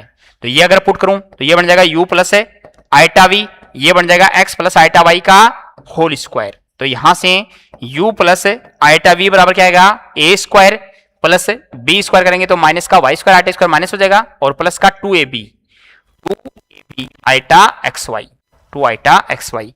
तो रियल पार्ट के बराबर, तो यहां u की जो वैल्यू आएगी वो तो क्या जाएगी, u इक्वल टू आ जाएगा आपके पास क्या, x square minus y square, x square minus y square, और v की जो वैल्यू आ जाएगी वो आपके पास क्या जाएगी, 2x वाई, 2x वाई। ये आपके पास u और v की वैल्यू आ जाएगी, u और v की वैल्यू आ जाएगी। तो यहां से अगर हम बात करें क्या कि आपको x बराबर a दे रखा है, तो x बराबर a है अगर आपके पास, तो x इक्वल टू a पर u आपके पास क्या बन जाएगा, a स्क्वायर माइनस का y स्क्वायर, और v आपके पास क्या बन जाएगा, 2ay, 2ay। तो आपको y भी खत्म करना है, तो y खत्म करना है, तो यहां से y equal to v upon 2a रख सकता हूं इसमें मैं, तो u इक्वल टू क्या जाएगा मेरे पास, अच्छा टाइम भी हो गया, क्योंकि u इक्वल टू है a square minus y square और v इक्वल टू है 2ay, तो यहां से y बराबर आ जाएगा v अपॉन 2a।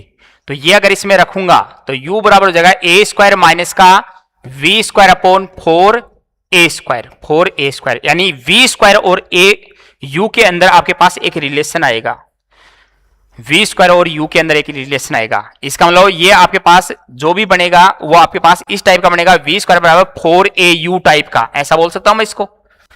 इस टाइप का बनेगा, इस टाइप का बनेगा, और ये टाइप भी बन सकते हैं ओनली, क्योंकि दोनों जगह स्क्वायर नहीं है इसलिए दीर्घवृत्त नहीं बन सकता, अति परवलय नहीं बन सकती। तो ये किस टाइप का बनेगा? परवलय टाइप का बनेगा। किस टाइप का बनेगा? परवलय टाइप का बनेगा। तो आपके ऑप्शंस देखो, सरल रेखा यू और वी में एक घात की समीकरण बनती तब बनती। दीर्घवृत्त जब दोनों प्लस के होते हैं यू स्क्वायर वी स्क्वायर तब बनता है। अति परवलय में भी यू स्क्वायर वी स्क्वायर दोनों चाहिए, तो केवल एक में स्क्वायर है एक में स्क्वायर नहीं है, तो उस केस में क्या बनेगी? परवलय बनेगी। तो ये आपके पास किसके ऊपर प्रतिष्ठित होगा? परवलय के ऊपर। अगर इस इक्वेशन को सोल्व करोगे तो आपके पास इस टाइप की इक्वेशंस आएगी, कर भी सकते हो आप इसको सोल्व, तो आप सोल्व करोगे तो इस टाइप की इक्वेशन से बनेगी। तो इसका मतलब परवलय बनेगा, परवलय बनेगा। तो आज के लिए इतना ही, बाकी बातें हम नेक्स्ट क्लास के अंदर करेंगे।